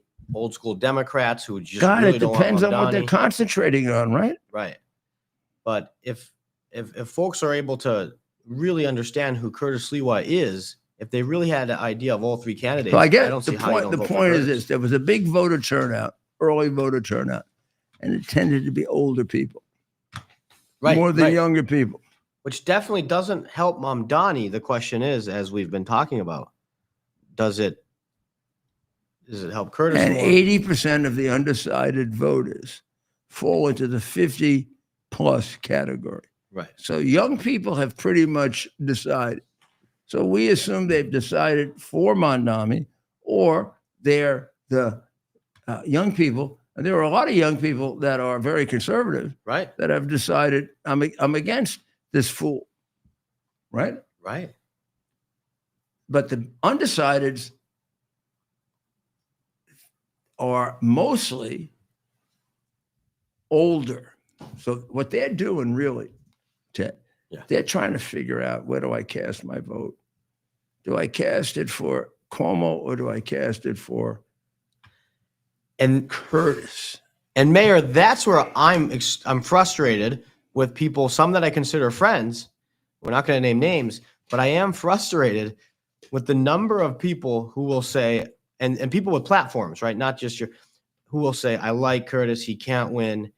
And so they're going with Cuomo. I understand it. I don't hate these people for it, right? Like, I get it. It's just they're making a calculation because they love their city, they love the country. But I am frustrated that is going to potentially hurt both, but obviously more Curtis, because it creates that idea in people's minds. I'm going to that tell you they how I can't- made up my mind. that Curtis I can't. made up my mind because I hope that you pick Curtis, and I want to go down what I believe in, so I can stand up and fight again the next day for what I believe in. Right. I think if I give up what I believe in because they intimidated me, I can't fight for what I believe in. I believe they have won. If I submit to their philosophy or half of their philosophy, I thought you can't believe how much thought I've given to this. Probably more than anything else, including my running for office. But I just don't think long term it makes sense for me to endorse somebody who was in favor of no cash bail. I put 5 to 8 million people on the street to kill people. It doesn't make sense for me to endorse somebody who put 48 cop killers out on the street. How much better is that than Mandami?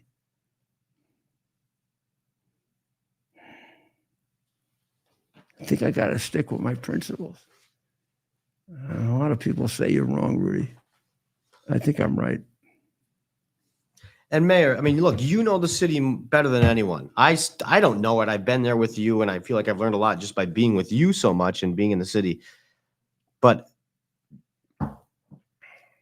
how can, I mean, with this increase in voters, is there a scenario where Mamdani gets his Mamdana Zoranistas out, as Curtis calls them, and Cuomo is able to pull a lot, not from Mamdani, but take away all the moderate Democrats, you know, what we call more sane Democrats, like old school Democrats. And then Curtis is able to win by getting Republicans, independents, and really every Depending on the Republican leaning turnout. voter, right? So I'm gonna I'll be a little off with the numbers here because I don't remember them that well. But if the turnout gets to about 1 or 1.1, That's what the last 3 elections have been. okay. Yours was 1.9 in 1993. Okay. So the last election was 1.1. Yes. The last 3 have averaged about 1.1. And that would have been Adams. So if it gets to 1.2, De Blasio. maybe even 1.3, 1.2 for sure, then Cuomo will win. If it goes to 1.3 or 1.4, Curtis will win. Because it'll bring out the really aggravated voter who wants to just kick the whole thing out. It depends. And if it stays at 1.1, Mamdani will win. I think I could change my mind a week from now, but you asked me that question a week from now. But I think that's about right. You know, everybody that Mamdani is associated with is a foreign security threat to the United States of America, to your country. New Yorkers, why would you vote for someone who associates with people who is a foreign security threat to the United States? And aren't you smart enough to figure out that if he associates with them and he says what he says and does what he does, he's a goddamn threat to the national security of the United States? Can you get that in your head? Mamdani is supported by people, an overwhelming number of people who are in foreign security assessments that are leaked but classified, who are described as threats to the United States. Doesn't that mean he's a threat to the United States? If he becomes mayor, he will not have a security clearance. New York City will be essentially flying blind as the biggest target in the world. Are you absolutely blind or stupid or crazy enough to vote for that? Vote for Curtis. He won't be in that category at all. And he's going to surprise you and be a great mayor.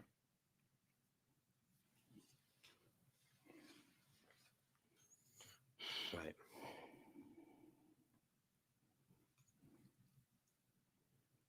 So you end up with people like the New York Post, controlled by Rupert Murdoch. But I actually think this is an opinion that many people can reach, quite honestly. I'm not going to criticize the New York Post for this, but they reach the conclusion, the grim fact is that at this point, Cuomo is the only candidate who can win. You want to elect a grim candidate? This is our only choice. We got to go from the bad to the bad, but not catastrophically bad. I don't know. So we get destroyed in 2 years or 5. What's the difference? I don't get it. This is the Post editorial. This is the Post editorial supporting. I marked it up there. That's mine. This is the Post supporting Cuomo.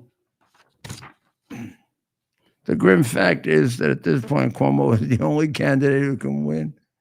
Can you imagine supporting somebody as the grim candidate who is the only person who can win?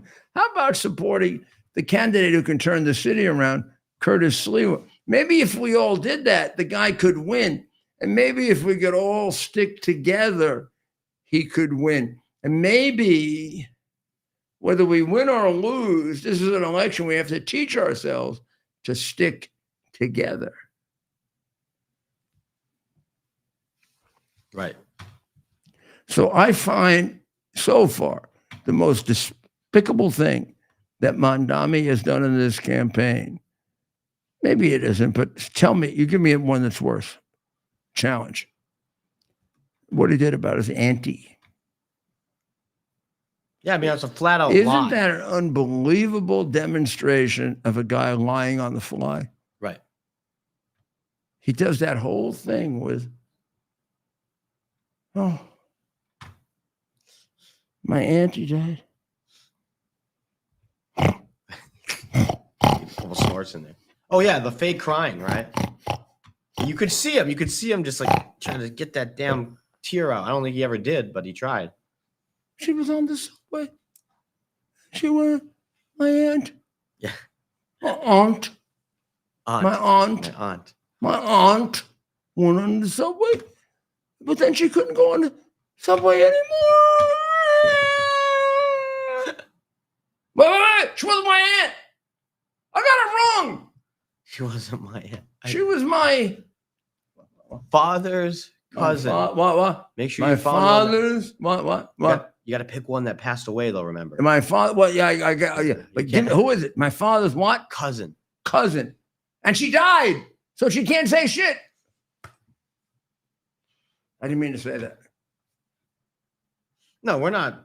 We're not celebrating anyone's death. We're I didn't simply mean to say pointing that. out- I didn't mean to say that.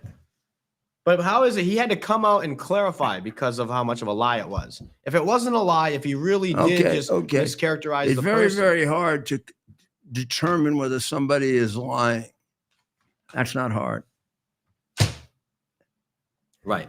He was lying from day one Bingo. with the God-darn tears about his auntie on the subway. Like no tears for the 2,700,000 people who were killed for no reason other than they were going to work that morning by your brothers and sisters, those who embrace Islamic terrorism like you do. And Zarami, Bandami, whatever the hell your name is, you embrace Islamic murder, Islamic extremism. You support it. You support the groups who do it. You honor the groups who do it. You attack the people who oppose it. I know what side you're on. You are on the side of the Islamic extremists. And that's it. And if you're mayor of New York, it will be a disgrace to New York and to this country.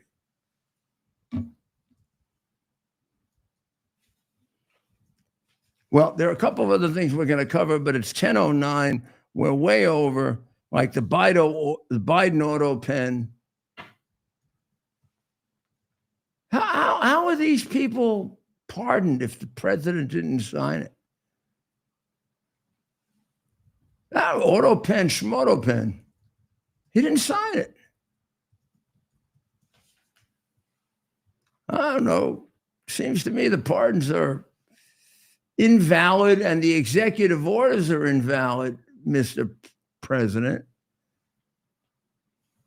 Right. That's your problem, not mine. The Argentina election, we were very, very, very happy with. So, and I do have to point out the following, which we're going to spend much more time on when we get more time. And that is the persecution of Christians in Africa. I'm going through one by one all the so-called wars in Africa, the ones that Trump has settled and the ones that he hasn't. So far, every one that I see is not a war about Africa. It's a war about something that happened 1,700 years ago. It's not about who should be in charge of Africa today. It's about Muhammad. They're all, so far, and there may be some exceptions. So let me pick on the biggest one in Sudan. So Sudan split into the north and the south.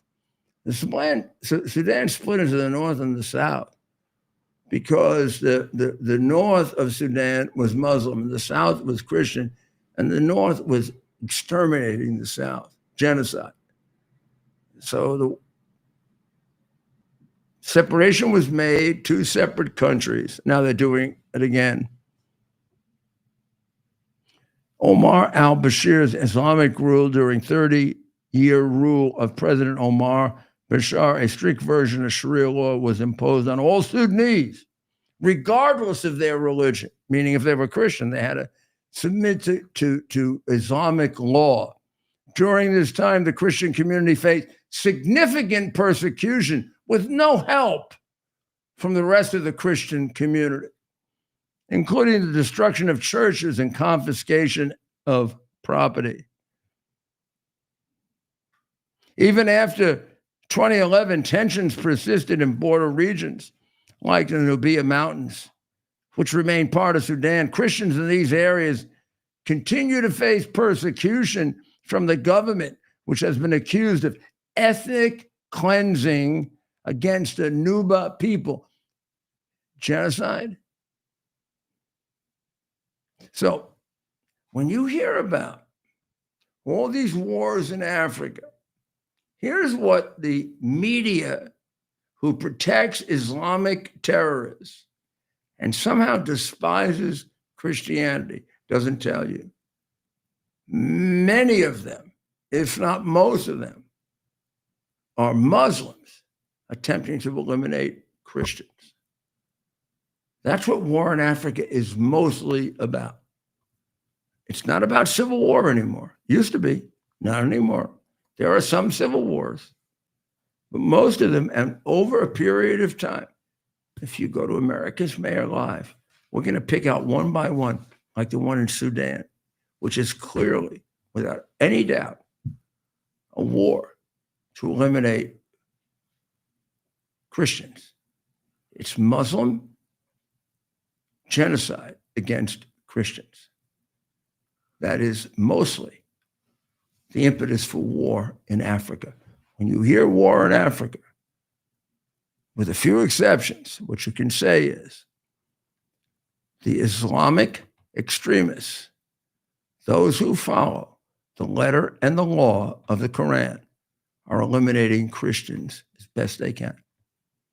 That's what most of the wars are about. Those are most of the wars that Trump is solving. And let's hope they can stick.